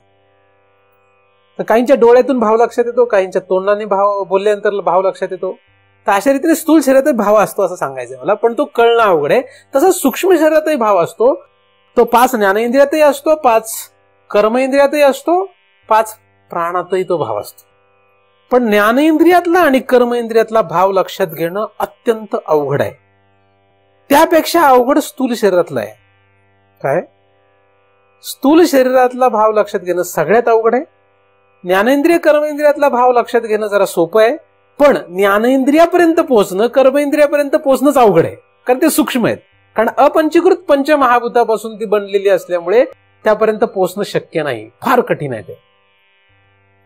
अनंत जन्मांची तपश्चर्या करून साधू काही लोक ते पोहोचतात. लगेच कोणाला पोहोचता येत नाही. ज्याला त्या मार्गाने जायचं ते जाऊ शकतो, आणि एखाद्याला त्याच्यात डिग्री घ्यायची असेल तर आपण त्याला अडवू शकत नाही. तुमच्या पोराला जर तुम्ही इंजिनियरच बनवायचं ठरवलं असेल, तुमच्या पोरीला जर तुम्ही डॉक्टरच बनवायचं ठरवलं असेल किंवा लॉयर बनवायचं ठरवलं असेल, तर आम्ही काय करणार, आम्ही त्याला सांगणार नको मुक्त होऊ देत. तुम्ही ऐकणार आहे का, तुम्ही ऐकणार का, कोणीच ऐकणार नाही. ज्याचा त्याचा प्रश्न, तो कोणी कुठे कसं जायचं, बरोबर का. तर म्हणून एखादा जर या मार्गात ह्याच्या पाठीमागे जाणार असेल, ज्ञानेंद्रियाच्या पाठीमागे जाऊन भाव शोधणार असेल, आणि त्याला इच्छाच असेल, तर त्याने तशी तपश्चर्या केली तर त्याला ते लक्षात येऊ शकतं. ज्ञानेंद्रियातून त्याचा भाव लक्षात येऊ शकतं, म्हणजे, आणि त्यामध्ये डोळ्यातून भाव बऱ्याच चांगला लक्षात येतो. आपल्याला लक्षात येते की डोळ्याकडे पाहिलं की लक्षात येतं याचं काय भाव असावा, है ना. लक्षात येतं का नाही, मी असं पाहिलं, लक्षात येतं ना, काय भाव लक्षात येतो ना. आता मी सध्या काय झालोय, असं केलं की काय झालंय, रागावलोय, है ना, असं लक्षात येतं. रागावल्याचा भाव असतो. प्रेमळ भाव, रागावलेला भाव. आता वास्तविक हे सगळे भाव जे आहेत हे मुळात कुठून आले? हे इंद्रियात कुठून आले? डोळ्यात कुठून आले? या डोळ्यामध्ये, स्थूल डोळ्यामध्ये आले कुठून? स्थूल डोळ्यामध्ये आले कुठून? स्थूल डोळ्यामध्ये नेत्र इंद्रियातून आले. नेत्र इंद्रियात कुठून आले? ते नेत्रेंद्रिय सूक्ष्म देहाचं आहे. नेत्रेंद्रियात कुठून आले? नेत्रेंद्रियात कुठून आला हा भाव? नेत्रेंद्रिय म्हणजे स्थूल डोळे नाही. नेत्रेंद्रिय म्हणजे ह्या डोळ्यामध्ये असलेलं जे सूक्ष्म इंद्रिय आहे त्याला नेत्रेंद्रिय म्हणतात. तर डोळे वेगळे, नेत्रेंद्रिय वेगळं. डोळे म्हणजे हे जे डोळे आहेत चामड्याचे, हे जे आहेत चामाचे डोळे, हे जे आहेत हे डोळे प्रेताला पण असतात. पण प्रेतामध्ये नेत्रेंद्रिय नसतं, अधिक त्याच्या आतमधलं बरंच काही नसतं. तर हे जे नेत्र इंद्रिय, ह्या नेत्र इंद्रियाच्या आतमधून हा भाव येतो. कुठून येतो? जीव कुठाला, मध्ये बरेच काय गँग आहे. मन आहे मध्ये, हा कुठून येतो? मनातून. हा मनातून येतो भाव. तर मनातून इंद्रियात येतो, इंद्रियातून शरीरावर येतो. पण त्याच्यामध्ये सुद्धा एक काहीतरी गोष्ट आहे, ती आहे प्राण. काय? प्राण. म्हणून तो प्राणातही असतो. तर प्राणात भाव असतो. हा प्राणातला जो भाव आहे तो प्राणातला भाव तपासणं फार अवघड आहे. भाव सगळीकडे नांदतो आणि कुठला भाव आहे, भाव वेगवेगळे असतात, पण भाव सर्वत्र नांदतो. भाव सर्वत्र नांदत जरी असला तरी कुठला भाव आहे तो कसा तपासला जातो? जसं पाणी, कसलं पाणी आहे कसं कळतं? वास्तविक पाणी हे पाणीच आहे, पण आपण काय म्हणतो? गढूळ पाणी आहे, आपण म्हणतो रंगीत पाणी आहे, लाल पाणी आहे, पिवळं पाणी आहे, निळं पाणी आहे, असं पाणी आहे, तसं पाणी असं आपण म्हणतो. वास्तविक पाणी हे पाणीच आहे, पण त्याला तो भाव प्राप्त होतो. काय होतो? तो भाव त्याला प्राप्त होतो. तर जसं शरीर असेल तसा भाव तयार होतो त्याचा, जशी इंद्रिय असेल तसा भाव तयार होतो. आणि इंद्रिय जसं आहे तसं भाव तयार होण्याच्या आधी जसं मन जसं आहे तसा त्याचा भाव असतो. पण ह्याच्यामध्ये प्राण नावाचा एक प्रकार आहे. आणि हा जो प्राण आहे, प्राण म्हणजे हे 5 प्राण आणि 5 उपप्राण, हे जे आहेत हे प्राण आहेत. हे प्राण जे आहेत हे सुद्धा आहेत ना मध्ये. म्हणून त्या प्राणामध्ये सुद्धा भाव असतो, हे लक्षात घेतलं पाहिजे. आणि म्हणून मनुष्य मेला की नाही हे आपण कसं चेक करतो? त्याचा भाव बघतो प्राणातला. हा जिवंत आहे हे कसं कळतं? त्याचा प्राण बघतो आपण. काय बघतो? प्राण. प्राण म्हणजे काय बघतो? आपल्याला प्राण बघण्याची एवढी ताकद नाही. आपण त्याचा अपान आणि प्राण असे दोन्ही बघतो. म्हणजे त्याचा श्वासोश्वास बघतो आपण, आहे का नाही. एखाद्या व्यक्तीला ताप आलाय की नाही आपण कसं बघतो? त्याच्या अशा अंगाला हात लावून बघतो. म्हणजे त्याच्या शरीरातलं तापमान, ते तापमान कशाचं असतं? ते वायू त्याचा तसा गडबड खेळत असतो. म्हणजे 5 प्राणांची जी गती अगती आहे याच्यामध्ये भाव आहे. 5 प्राणांच्या अधिक 5 उपप्राणांच्या गती अगतीमध्ये भाव लपलेला आहे. म्हणून त्या प्राणाची गती अगती कशी होते, प्राणापान अपान गती ही कशी होते, हा फार मोठा खेळ असतो. अर्थात माझा काही हा विषय नाही, मी तुम्हाला गमतीने म्हणून दुसरा एक भाग सांगतो, आहे की नाही. तर हा काय आहे की प्राणावर सुद्धा मोठा खेळ आहे. तर त्याच्यानुसार पण भाव असतो. म्हणून तुम्ही बघा, क्रोध आलेल्या मनुष्याचा प्राण वेगळा असतो. ज्याला क्रोध येतो, रागावलेल्या मनुष्याचा प्राण कसा असतो? असा वाढलेला असतो, असा करत असतो. एकदम शांत स्थिर मनुष्याचा प्राण वेगळा असतो. त्याचप्रमाणे नालायक मनुष्याचा प्राण वेगळा असतो. सगळ्यांचा द्वेष करणाऱ्याचा प्राण वेगळा असतो. तपासणं अवघड आहे, ते सोपं नाही. पण तर साधू जर श्रेष्ठ असेल तर त्याने काही नाही बोलला तर त्याच्या प्राणाच्या गतीवरून तो ओळखतो हा कुठल्या वर्गातला आहे. म्हणजे हा नालायक वर्गातला आहे का लायक वर्गातला आहे, हा परमार्थ करू शकतो की नाही करू शकत, हा काय खाऊ शकतो, हा काय खात असेल, हा काय खात नाही, सगळं तो तपासतो. मग तो आता महाराज श्रेष्ठ असेल तो सांगतो हा असं विचित्र आहे. मग त्याचे आईबाप म्हणतो नाही नाही असं कसं, पोरगा असं कसं असेल, तुमचं तुम्ही बघा. मग आईबापाला दिसत नसतं पण महाराजाला दिसतं ते, कारण त्याची गती बघतो ना तो काय असो. पण सगळ्यांनाच कळतं असं नाही. त्यामुळे मी जर काय म्हटलं की तुमचं पोरगा असेल तर लगेच मानू नका. नाही तर तुम्ही असं म्हणाल की महाराज म्हटले आणि आता खरंच येतं, तसं काही नाही. ते मी आपल्या गमतीने काहीतरी म्हणतो. कधी कधी मी काय करतो, गमतीने म्हणत असतो. तर माझ्यावर एवढा काही विश्वास ठेवू नका. तशी ज्याच्याकडे शक्ती असते, अशी शक्ती असलेले जर साधू असतील, तसे त्यांच्याकडे जर ताकद असेल तर असे असतील तर खरंच त्यांच्यामध्ये ती हे असते की ते जगाची गती ओळखू शकतात. त्यांना हे सांगता येऊ शकतं की ही पृथ्वी आता कधी फिरणार नाहीये, हा सूर्य कधी तापणार नाहीये हे त्यांना सांगता येऊ शकतं. ह्या सूर्याला हे आभाळ कधी खाईल हे पण सांगता येतं. खाईल म्हणजे सूर्याच्या मध्ये आभाळ कधी येईल हे त्यांना सांगता येऊ, इतकी ताकद असते त्यांच्याकडे. अशा जगात खूप महात्मे आहेत, आपल्याला कळत नाही. त्यांना ते वाऱ्याची गती, तो वायू लक्षात येतो. त्यांना लक्षात येतं की आता पाऊस येणार. असे लोक असतात काही काही, पाऊस येणार, आभाळ येणार आहे उद्या, असं त्यांना लक्षात येतं. आणि मग असं जर श्रेष्ठ असेल तर खरंच येतं आभाळ आणि खरंच पाऊस येतो. पण मग त्याच्या सोबतची 2-4 मंडळी असतात, त्यांना वाटतं आपल्याला पण कळतंय, मग ते म्हणतात आज उद्या आभाळ येण्याची शक्यता आहे, दुसऱ्या दिवशी काय आभाळ येतच नाही. त्यांना मी शक्यता आहे असं म्हटलो होतो, खरंच कुठं आहे की नाही. वेद शाळेला जमत नाही तर ते काय साधारण कोणालाही जमेल का? असो, तर वायू काही साधारण गोष्ट नाही. म्हणून आपल्या शरीरामध्ये सुद्धा जो वायू फिरतो हा वायू काही साधारण गोष्ट नाही. या वायूची गती आहे, त्या गतीमध्ये भाव आहे, पण तो भाव पकडणं पुन्हा अवघड आहे. तर हा आला कुठून? म्हणून तो प्राणमय कोश. आता कोशाच्या संदर्भाने जर अभ्यास सांगायचा झाला तर स्थूल शरीर हा अन्नमय कोश आहे. अन्नमय कोशामध्ये भाव असतो. तो भाव अन्न काय खातो त्याप्रमाणे बदलतो. म्हणून अन्न काय खावं ह्याची ज्याला अक्कल नाही त्यांचा भाव कसा असेल हेही सांगता येत नाही. म्हणून अन्न काय खातो ह्याच्यावरून त्याच्याशी बोलायचं का नाही हे आम्ही ठरवतो. फक्त अन्न हा एकमेव विषय नाही बरं. अन्न हे एक विषय आहे, एकमेव नाही आहे. म्हणून काही लोकांना अरे तर हे तर का महाराज त्यांच्याशी पण बोलतात, त्यांच्यामधून आम्हाला सांगतात असं आहे तसं आहे. अन्न ही एकमेव गोष्ट नाही. अन्न ही एक गोष्ट आहे पण एकमेव नाही. अन्न स्थूल आपण जे खातो, पाणी जे आपण घेतो, एवढंच नाही तर 5 ज्ञानेंद्रिय 5 कर्मेंद्रिय काय अन्न खातात हा सुद्धा भाग असतो. आपल्या शरीराचा सर्वांग, हे सर्वांग याला त्वग नावाचं इंद्रिय आहे. म्हणजे याच्यातले प्रत्येक छिद्र आणि छिद्र अन्न खात असतात. आणि आता आपल्याला जो वाऱ्याचा स्पर्श होतोय ते आपलं शरीर खातंय. म्हणून 5 ज्ञानेंद्रिय आणि 5 कर्मेंद्रिय सदैव काहीतरी खात असतात. म्हणून तुम्ही काय अन्न पाणी खाता हा फार महत्वाचा विषय. असो, आपल्याला काही तिकडे जायचं नाही. तर ज्ञानेंद्रियात, कर्मेंद्रियात, त्याच्या आतमध्ये प्राणामध्ये, तर अन्नमय कोशामध्ये राहतो भाव, पण तो ओळखणं अवघड आहे. अन्नमय कोशाच्या आतमध्ये कुठला कोश आहे मी विसरलो. मी विसरलो. पंचीकरण मी काय वाचलेलं नाहीये. मी पंचीकरण किती वेळा वाचलं माहितीये का? कोणाला माहितीये का मी किती वेळा वाचलं पंचीकरण? किती वेळा वाचलं असेल? तुम्ही अंदाज सांगा, मी किती वेळा वाचलं असेल अंदाज. काय वाटतं? आता मी लिहिलंय म्हटलं मग काय. हा म्हणजे लिहायचं म्हणजे मला कमीत कमी 100 वेळा वाचावं लागेल का नाही? अच्छा, मी लेखकच आहे. पंचीकरण मी एकदाही वाचलेलं नाहीये पूर्ण. पंचीकरण मी एकदाही पूर्ण वाचलेलं नाही. पण पंचीकरणावर मी 185 अभंग लिहिलेले आहेत आणि जे बाबांनी पूर्ण वाचलेले आहेत. आणि बाबांनी ते त्याच वेळेस स्टॅम्प मारलेला आहे, ठप्पा, पाषाणला असताना.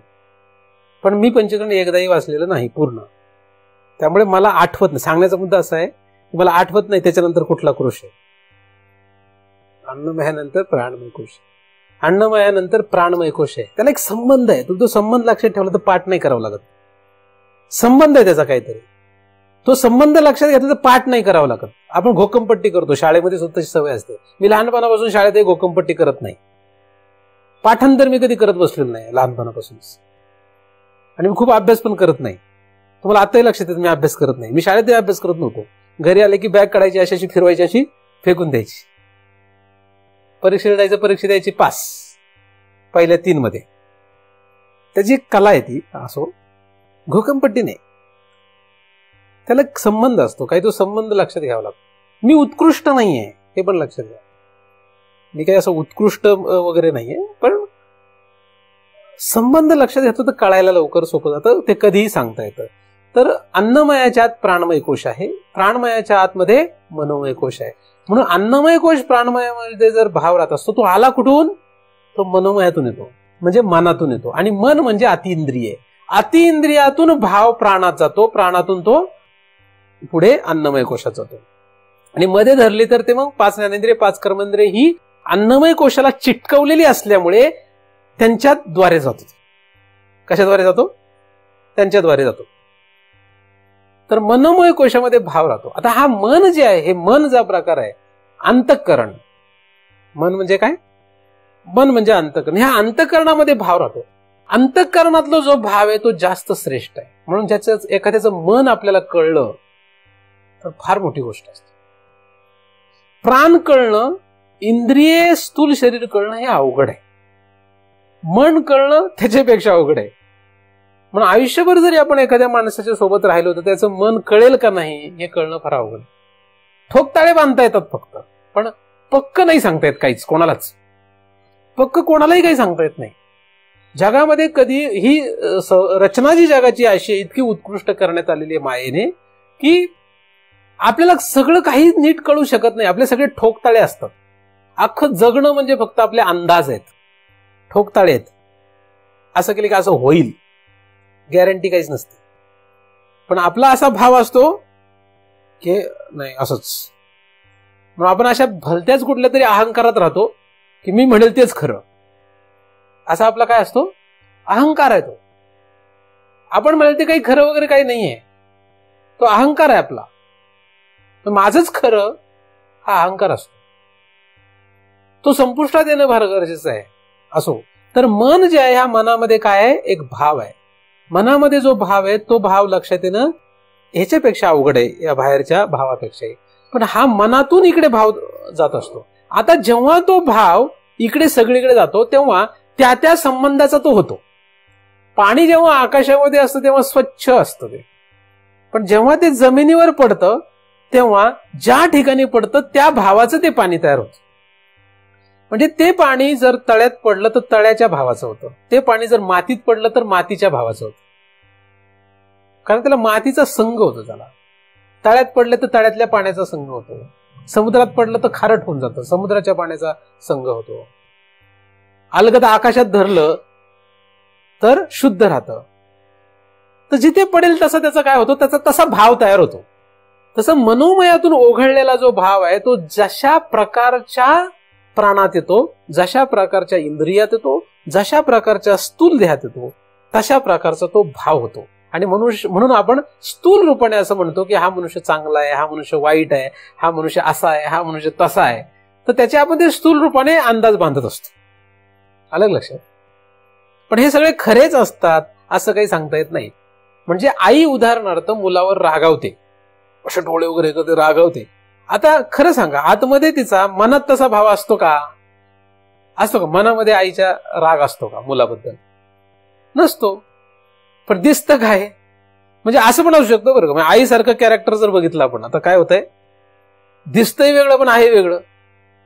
तर असं पण होऊ शकतं, असं पण होऊ शकतं. असो, तर हे जे मन आहे, म्हणजे तुम्ही सूक्ष्म शरीर म्हटलं तर इथे पण भाव असतो. तर सांगण्याचा मुद्दा असा आहे की भाव हा फक्त तुम्ही म्हणता त्याप्रमाणे सूक्ष्म शरीरातच आपल्याला धरता येणार नाही. स्थूल शरीरापासून आपल्याला सगळीकडे पाहता येईल. आणि हा भाव उत्कृष्टपणे पाहायचा झाला तर कुठे सापडतो? मनात सापडतो. पण तो मनातही राहत नाही. तो कुठून येतो? त्याच्या आतमध्ये कुठला कोश आहे? विज्ञानमय कोश आहे. विज्ञानमय कोश, विज्ञानमय कोश म्हणजे बुद्धीचा संबंध आहे. बुद्धी म्हणजे विज्ञानमय कोश असं आपल्याला लक्षात येऊ शकतं. तर विज्ञानमय कोशाची सामग्री काय आहे? मनोमय कोशाची काय आहे? बघा, तुम्ही घरी गेल्यावर परत जाऊन अभ्यास करा, आहे की नाही. आपल्याला काय पंचीकरणाचा अभ्यास नाही करायचा, पंचीकरणाचा काय अभ्यास करायचा नाही, पण घरी गेल्यावर तुम्ही पाहू शकता. तर मन जे आहे या मनाच्या आतमध्ये विज्ञानमय कोश आहे. आणि विज्ञानमय कोश जो आहे तो नाभावरूनच ज्ञानाशी संबंधित आहे.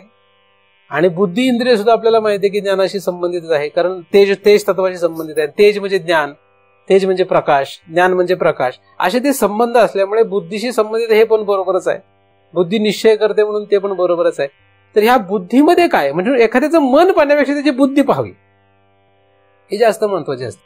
कारण मन जे आहे ते काय की गडबड करत असते, पण बुद्धी जी असते ती महत्वाची असते. म्हणून चांगल्या मनाच्या माणसाशी आपण लग्न करेल का नाही हे सांगता येत नाही.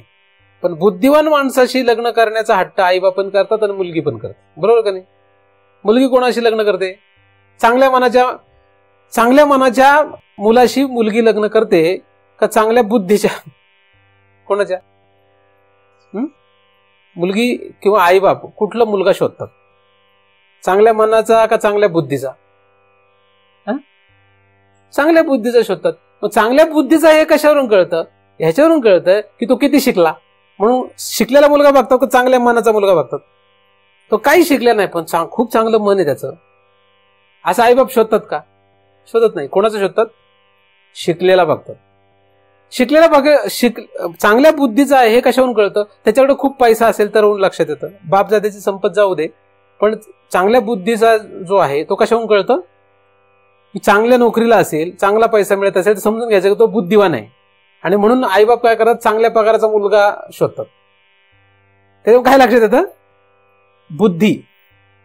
म्हणजे याचा अर्थ काय लक्षात येतं? चांगल्या मनापेक्षा बुद्धी, म्हणजे मनापेक्षा बुद्धी श्रेष्ठ आहे हे ह्यावरून उदाहरणावरून आपल्याला लक्षात येऊ शकतं, है ना? व्यवहारातून आपल्याला लक्षात येऊ शकतं. तर बुद्धीमध्ये सुद्धा काय असतो? एक भाव असतो. आता हा बुद्धीतला जो भाव आहे तो तपासणं फारच अवघड आहे. म्हणजे कोणाची किती बुद्धी आहे हे कळणं फार अवघड असतं. आणि त्याच्यासाठी जगामध्ये इतक्या तपासण्या आहेत. शाळेत गेल्यानंतर पहिलीपासून बालवाडीपासून तर तो PhD होईपर्यंत इतक्या परीक्षा आहेत त्यासाठी. या सगळ्या परीक्षातून काय तपासलं जातं? त्याची बुद्धी किती आहे हे तपासलं जातं. आणि प्रत्येक जण आपापल्या परीने त्याला सर्टिफिकेट देतो, ह्याची एवढी बुद्धी आहे. प्रमाणपत्र, प्रगती पुस्तक हे कशासाठी दिलं जातं? याची किती बुद्धी आहे यासाठी दिलं जातं. आणि बऱ्याच वेळेस चुकीचं असतं हे. म्हणजे त्याला 10वी मध्ये 80% मिळाले असं लक्षात येतं. तो इंटरव्ह्यूला जातो, त्याला काहीच उत्तर देता येत नाही, पण त्याच्याकडे सर्टिफिकेट आहे. त्याच्याकडे काय सर्टिफिकेट आहे. मग तो कंपनीचा मालक म्हणतो, अरे काय केलं नक्की, ह्याला काय शिकला नक्की हा? असं होतं ना, होतं का नाही? म्हणून ह्या सगळ्या तपासण्यांमध्ये खरंच निकाल लागतोय का हे सांगता येत नाही. तो काही निकाल खरा नसतो, ते पण ठोकताळेच आहेत. म्हणजे बुद्धीला तपासण्याच्या ज्या यंत्रणा आहेत जगभर सगळ्या ठिकाणी ह्या फसव्या आहेत, ह्या गडबड करणाऱ्या आहेत. त्याची गॅरंटी नसते, सगळ्यांचे अंदाजच आहेत. आता मला 10वीला किती मार्क्स मिळाले? अंदाजे मला किती टक्के मिळाले असेल तुम्ही सांगा? 50. तुम्ही आता अंदाज बरोबर बांधला, तुम्हाला अंदाज आलाय माझ्या बुद्धीचा किती असेल, ठीक आहे. पण खरं बघितलं माझी आहे का तेवढी बुद्धी? 85% तेवढी आहे. मला असं वाटत होतं मला जर एक व्यवस्थित सपोर्ट म्हणतात त्याला, हे जर मिळालं असतं तर मला 95% मिळाले असते. पण तुम्हाला बरोबर अंदाज आला यांची बुद्धी 85%चीच आहे. पण मला माझ्या बुद्धीचा अंदाज किती आहे? 95% पाहिजे होते मला. कारण 91% मुलाला जो प्रश्नाचं उत्तर येत नाही ते मला माहित आहे. म्हणजे माझी बुद्धी किती असणार? 91 पेक्षा जास्त असणार. हा माझा अंदाज आहे. आता हे सगळे अंदाजच आहे बरं. तर सांगण्याचा मुद्दा काय की बुद्धी जी आहे ह्या बुद्धीच्या तपासण्या करणं म्हणजे त्याचा भाव तपासणं. आता हे पुन्हा कसं झालं? त्या बुद्धीची काय अवस्था आहे, म्हणजे तो भाव बुद्धीत आल्यानंतर जशा प्रकारची बुद्धी तसा भाव तयार होतो. मग कोणी ढ आहे, कोणी हुशार आहे, कोणी चांगला आहे, कोणी वाईट आहे, बरोबर का? तसंच अंतःकरण आहे. अंतःकरणामध्ये काय भाव आहे, तिथे कशी परिस्थिती आहे त्यानुसार भाव तयार होतो. म्हणून आपण म्हणतो हा पापी आहे, पुण्यवान आहे, हा चांगला आहे, हा वाईट आहे, हा दयाळू आहे, हा कष्टाळू आहे, हा अमका आहे, हा तमका आहे. हे सगळं जे काही आपण कोणावर स्टॅम्प मारतो तो कसा असतो? आपण तपासलेला भाव असतो. आता हे सगळे जर तुम्ही बघितले मधले सगळे, हे सगळे प्रत्येक क्षणाला बदलणारे आहेत. ह्याच्यातलं काहीही परमनंट नाहीये. शरीर बदलतंय, बरोबर आहे, मन बदलतंय, बुद्धी बदलतेय, इंद्रिय बदलतायत, सगळंच बदलतंय. म्हणजे तो भाव जिथे जिथे येऊन स्थिर होतोय, जिथे जिथे येऊन तो प्रगट होतोय, की ज्याच्याद्वारे आपण त्याला ओळखावं तर तो भाव त्याच्यावर ज्याच्याशी तो संयोग पावतो त्याच्यावर अवलंबून असल्यामुळे आणि ते सगळं बदलत असल्यामुळे तुम्ही काल ज्या व्यक्तीला हा चांगला म्हटले होते तो हा चांगला कशा होत? ते गडबड झालेली असते. म्हणून एखाद्या माणसाने आपल्याला काल शिवी दिली होती, आपण आयुष्य त्याचं तोंड बघत नाही. आपल्याला काय वाटतं? तो नालायकच माणूस आहे, आपल्याला शिव्या देतो. तर त्यावेळेस त्याने शिवी दिली होती, त्याची गॅरंटी नाही तो आयुष्यभर तसंच राहतो, असं काही नाहीये. तो बदलत असतो. म्हणून त्या क्षणाला सोडून द्यावं सगळं जगातलं. मी कोणाशीच कधी वैर करत नाही, माझा वैर हा स्वभाव नाही. वैर करणे हा माझा लहानपणापासूनचा स्वभाव नाही. म्हणजे आजपर्यंत मी माझ्या आयुष्यात कोणालाही वैरी धरलेलं नाही. मी आजपर्यंत कधी कोणाशी द्वेष तिरस्कार केलेला नाहीये. त्याचं कारण एक आहे की मला माझा हा जन्मतः एक अभ्यास आहे की असं करायला काही कारण दिसत नाही मला, कशासाठी करायचं. मग आता जो काही फक्त आपलं रिफ्लेक्शन तयार होतं हे फक्त आत्ताच्या आपल्या भावावर आहे. आता तुम्ही असं वाटतंय की खूप ऐकायला बसले म्हणून मी ऐकवतोय. आता ह्याच्यानंतर 1 तासाने तुमच्याकडे बघितलं तर तुम्ही घरी जायची घाई असणार तुम्हाला. मग मी तुम्हाला सांगत बसणार नाही थांबाच ऐकाच म्हणून जा तुमच्या घरी. उद्या सकाळी भेटले तर आपण एकत्र नाश्ता करू. उद्या कुठला आलंय ब्रह्मज्ञान. आता ब्रह्मज्ञानाचा काय विषय चालू आहे, कारण आता तुम्ही तसे आले म्हणून. तुम्ही तसे येऊ नका, मी कशाला हे बोलतोय मग, आहे की नाही. का कायम बोलतो नाही, कायम बोलत. तुम्ही जसे येणार तसं बोलतो मी, कारण भाव तसा असतो. तर हे माझं एकट्याच नाही, जगात सगळ्यांचं असंच होत असतं, है ना.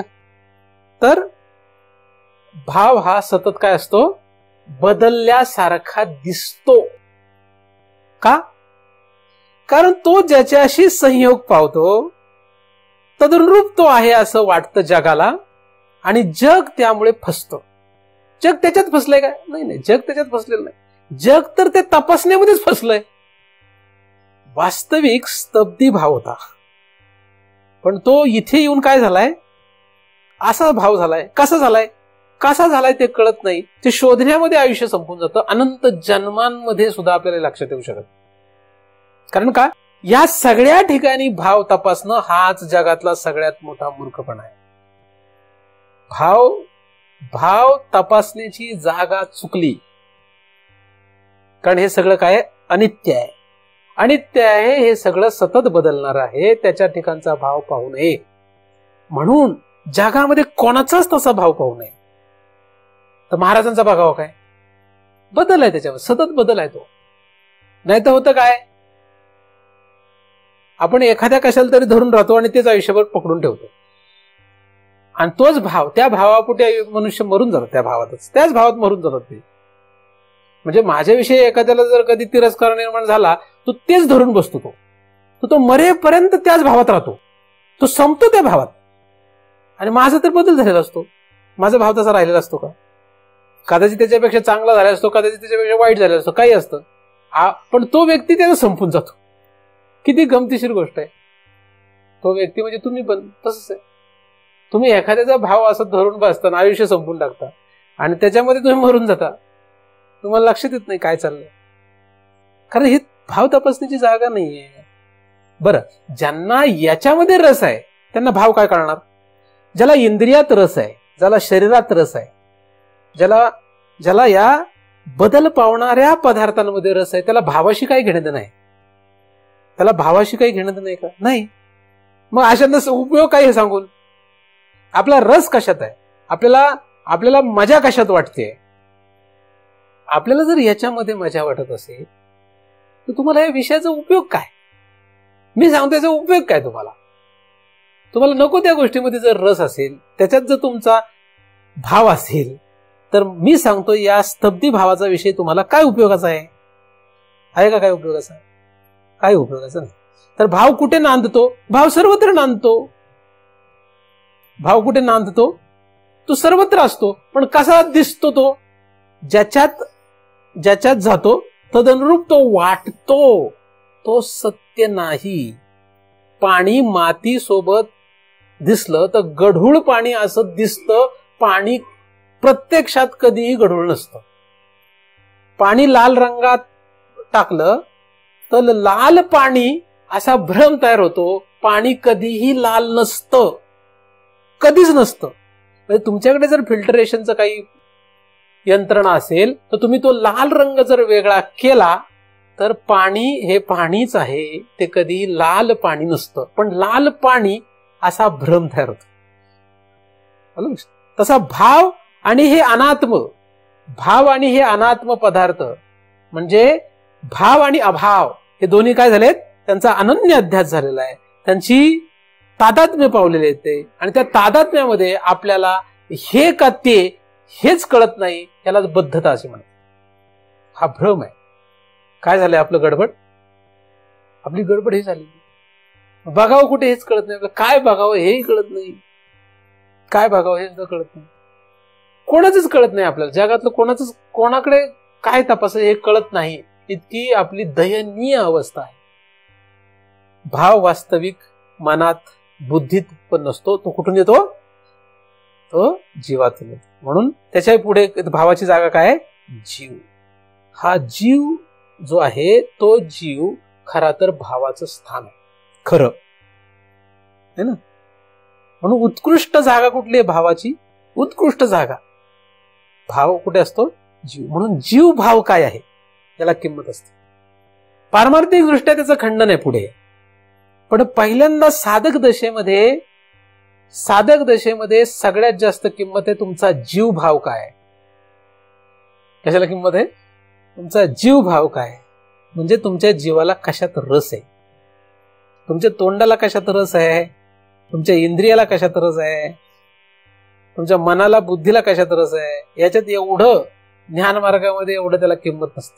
ज्ञान मार्गामध्ये बरोबर, कारण मार्ग असंख्य करोडो मार्ग आहेत, वेगवेगळे मार्ग आहेत.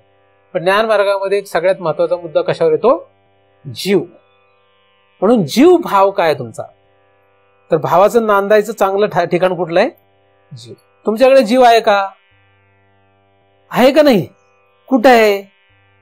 कुठं आहे? हृदयात हे त्याचं विशेष स्थान आहे. आता कुठं आहे? तुम्हाला चांगलं माहिती आहे जीव इतका लबाड असतो जगामध्ये. सगळ्यात लबाड प्राणी जर कोण आहे तो कोण आहे? जीव. कुठे आहे आता तुमचा जीव? सगळ्यांनी सांगा मला, कुठे आहे तुमचा जीव? मला सांगू नका, तुमच्या मनात तुम्हीच सांगा. तुम्हालाच जीव तुमचा कुठे आहे आता? हृदय त्याचं विशेष स्थान आहे. विशेष स्थानामध्ये जो जेव्हा असतो तो जगात कोणाशी संबंध ठेवत नाही, सूक्ष्म शरीराशी सुद्धा नाही. जेव्हा जीव हृदयात असतो विशेष रूपाने, तेव्हा तो सूक्ष्म देहाशी सुद्धा संबंध ठेवत. इतका तो वैराग्यवान आहे खरं बघितलं तर. सुषुप्तीमध्ये ती एक अवस्था आहे त्याची. म्हणून जेव्हा केव्हा समाधीमध्ये पण तसं असतं. योगाच्या समाधीमध्ये जो तो तिथे गेला की अख्ख्या याचे कोणाशी संबंध ठेवत नाही. तो इतका तो भारी आहे खरा तर जीव. जीव काही साधारण गोष्ट नाही. म्हणून आपण जीव कायम वाचवतो. आपण जीव वाचवायचं कारण काय आहे? प्रत्येकाला आपल्या जीवाची तमा का आहे? आपल्याला जीव आपला का प्रिय आहे? तो सर्वोत्कृष्ट आहे. प्रत्येकाला आपला जीव प्रिय असण्याचं कारण काय? तो सर्वोत्कृष्ट आहे. ते सर्वोत्कृष्ट, सर्वप्रिय, सर्वात प्रिय गोष्ट आहे आपल्याला. असो, माझा प्रश्न काय आहे, तो तुमचा जीव कुठे आहे? विशेष रूपाने तू जरी हृदयात असला तरी साधारण झालं. म्हणजे सगळ्यांचाच विशेष रूपाने हृदयात असतो. आता कुठे आहे? आता जिथे कुठं असेल तिथे तो घुसला म्हणजे तिथल्या तादात्म्याने तसा तो होतो. तिथे जिथे तू जाईल तसा होणार. तो होईल का? होणार का नाही? आणि तिथे जाताना तो ह्या सगळ्यांसोबत जातो. म्हणजे ह्या सगळ्यांना धरून तिथे जातो. मग आता सध्या तुमचा जीव कुठे आहे? तुम्ही नका सांगू, मीच सांगतो. कोणाचा कुठे कुठे असू शकतो. तुमचा कुठे तुम्ही बघा. पण कोणाकोणाचा कुठे कुठे असतो? पैशात कुठे कुठे राहतो जीव. जीव राहायच्या जागा कुठे कुठे आहेत? पैशात राहतो, बायकोत राहतो, नवऱ्यात राहतो, मुलाबाळात राहतो, नातेवाईकात राहतो, जावयात राहतो, मुलीत राहतो, काहींचा मुलात राहतो, काहींचा नातवंडात राहतो. कुठे कुठे राहतो तो? यापैकी कुठेही राहतो. आणि कधी कधी डिवाइड होऊन राहतो तो. काहींचा मुलीत, जर 2 मुली असतील, 2 मुलं असतील समजा, तर मग त्या आईचं कसं होतो? आईचा जीव एकच. मग तो काय होतो? 4 जर मुलं आहेत, 2 मुली 2 मुलं, तर काय होतो तो? 25-25-25 म्हणजे 25-25-25% असा साधारणपणे जीव राहतो. पण तसं होत नाही. त्यातला मोठा पोरगा जरा जास्त प्रिय असतो म्हणून त्याच्याकडे, किंवा धाकटी लेक जास्त प्रिय असते म्हणून तिच्याकडे थोडा जास्त कळतो, तिच्याकडे थोडा. तर ते पण प्रमाणात काय होतं? तो 100% तो इकडे असा विभागला जातो. आणि काही ते इतके बहादर असतात त्यांचा पूर्णतः पैशातच असतो. काय होतो? कुठे असतो? पूर्णतः पैशातच असतो. काही अशाच पूर्णतः बायकोतच असतो, काही अशाच पूर्ण नवऱ्यातच असतो, काही अशाच पूर्ण इथेच असतो, तिथे असतो, कुठेतरी असतो. तर आता हे कोणी तपासावं? समजा तपासायचं ठरलं तर तपासता येईल का? नाही, अवघड आहे ना तपासणी यंत्रणा. तुम्हाला मागासपासून तेच सांगतोय की जीव कुठलाही भाव, कारण जीव भाव या जीव नाही, जीव भाव तो जो आहे तो कुठे आहे हे तपासणं फार अवघड आहे. म्हणून मला सांगताच येत नाही की तुमचा जीव कुठे आहे. येईल का सांगता? किती मोठा महाराज म्हटलो मी, तुम्ही जरी म्हटले 85% वाले महाराज आहेत, तरी मला सांगता येईल का की तुमचा जीव कुठे आहे? खरं सांगा, मला सांगता येईल का? सांगता येणं अवघड आहे, फार अवघड. तुमचा जीव कुठे, इथे बसलेल्या कोणाचाही जीव कुठे गुंतलाय हे मला सांगता येणार नाही. कोणाला सांगता येईल? मग तुमचं तुम्हाला सांगता येईल. कधी सांगता येईल? तुम्ही जर स्थूल देह सूक्ष्म देहावर रममाण असला तर तुमचं तुम्हालाही सांगता येणार नाही. तुम्ही जर स्थूल देह सूक्ष्म देहात रममाण असाल तर तुमचं तुम्हालाही सांगता येणार नाही तुमचा जीव कुठं गुंतलेला आहे.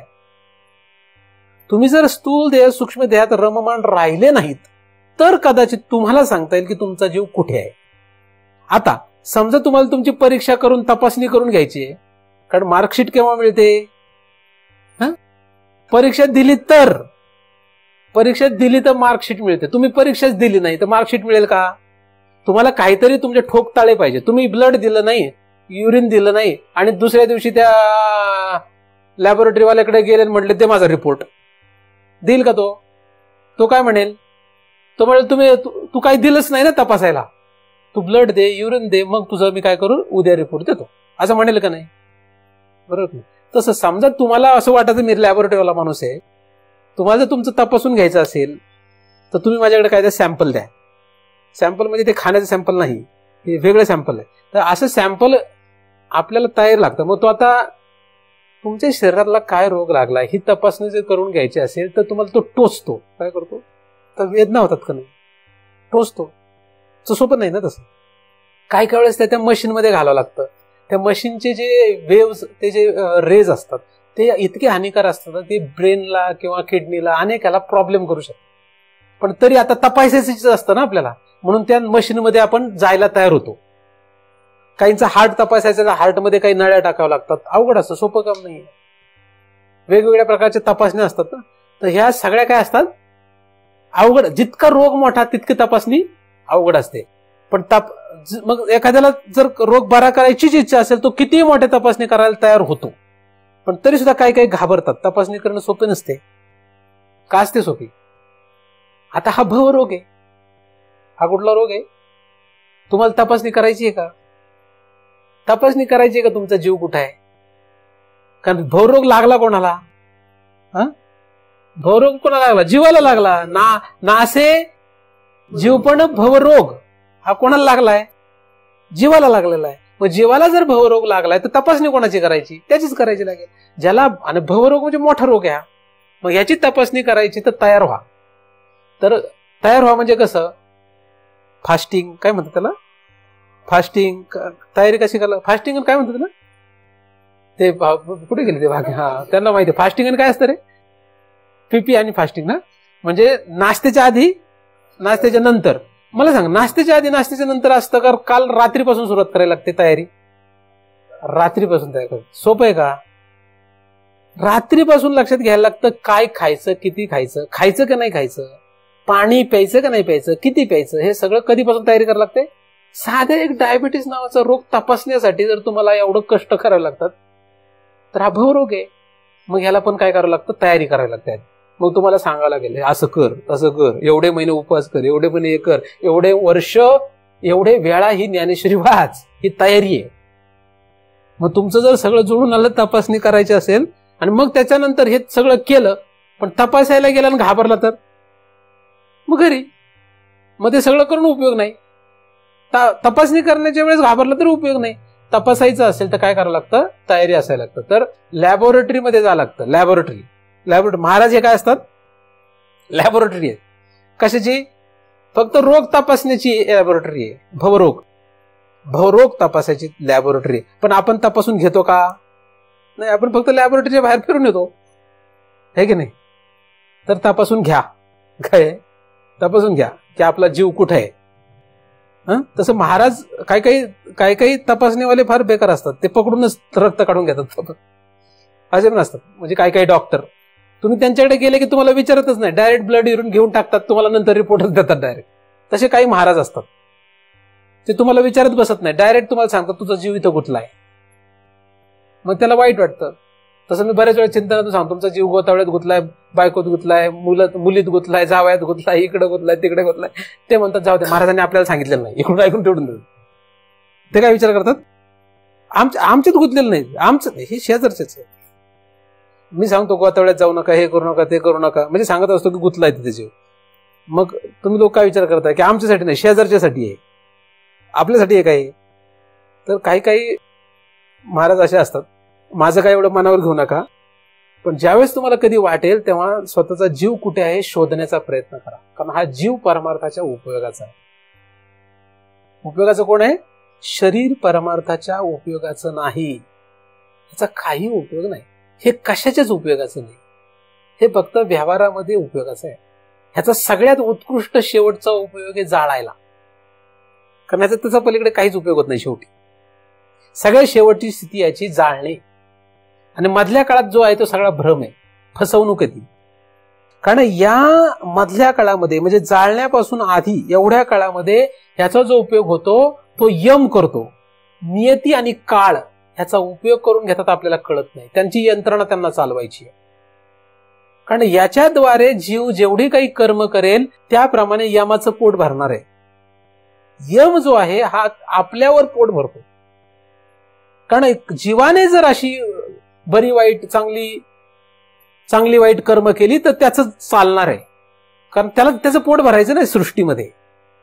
पण समजा जर तो जीव तुमचा घ्यायला आला यम, आणि तुमच्याकडे पाप नाही पुण्य नाही, तो जगणार कशा? मग ह्याला काय करावं लागतं? विभागणी करावी लागते, त्याला पुढे नियती आणि काळाच्या हातात द्यावं लागतं सगळं.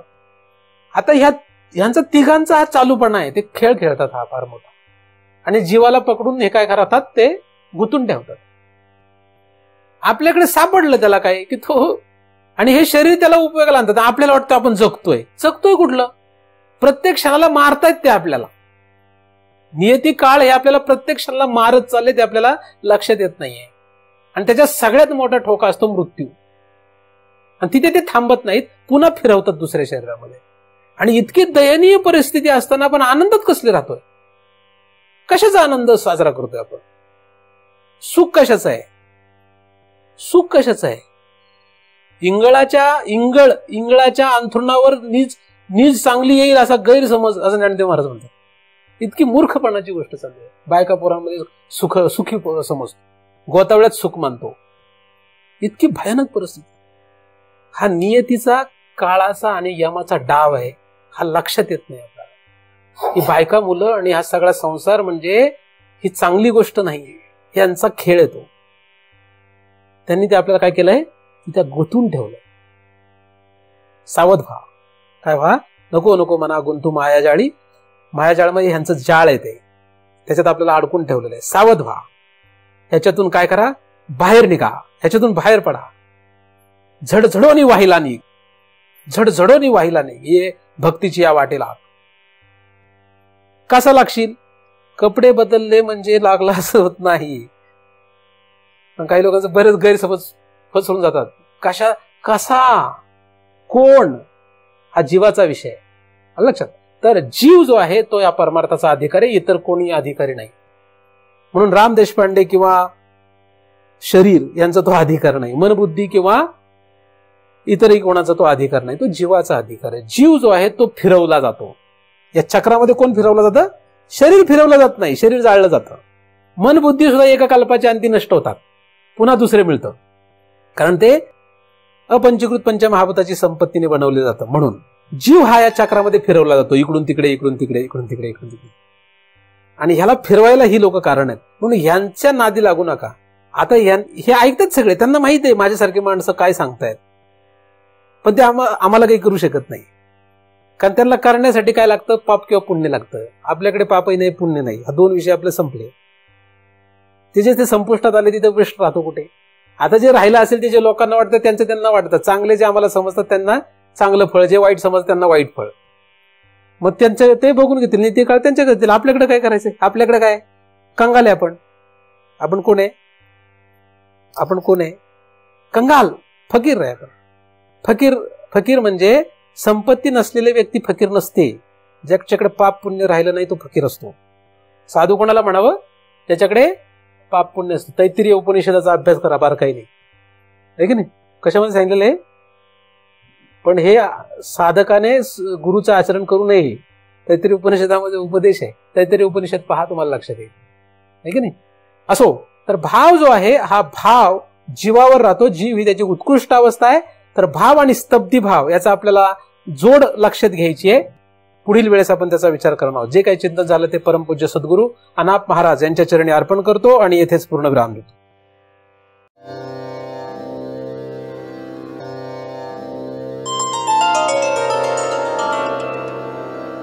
आता विश्वात्मके देवे येणे वाक्यज्ञे तोषावे तोषोनी मज द्यावे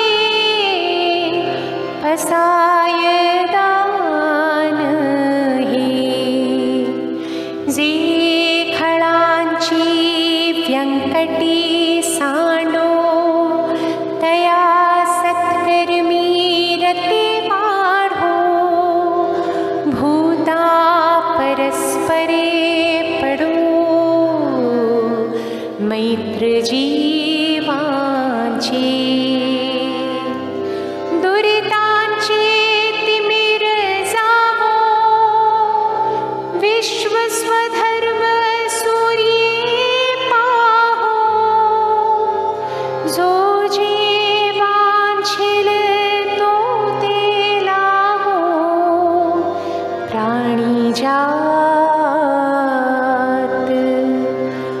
वर्षत सकळ मंगळी ईश्वर निष्ठांची मादियाळी अनवरत भूमंडळी भेटतो भूता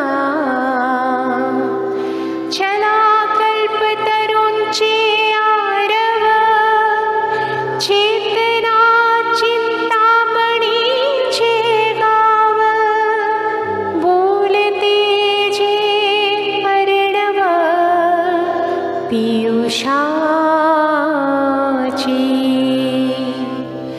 चंद्रमेजे अलांछन मार्तंड जे तापहीन ते सर्वाही सदा सज्जन सूयरे होतु किंबहुना सर्वसुखी पूर्ण होनी तिहि लोकी भजी जो आदि पुरुखी अखंडित आणि ग्रंथोपजीवी विशेषी लोकी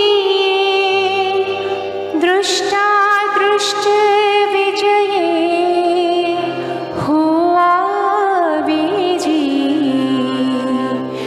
येथ मणि श्री विश्वेश्वराव हा होईल दान पसावो येणे वरे ध्यान देवो सुखिया झाला सुखिया झाला सुखिया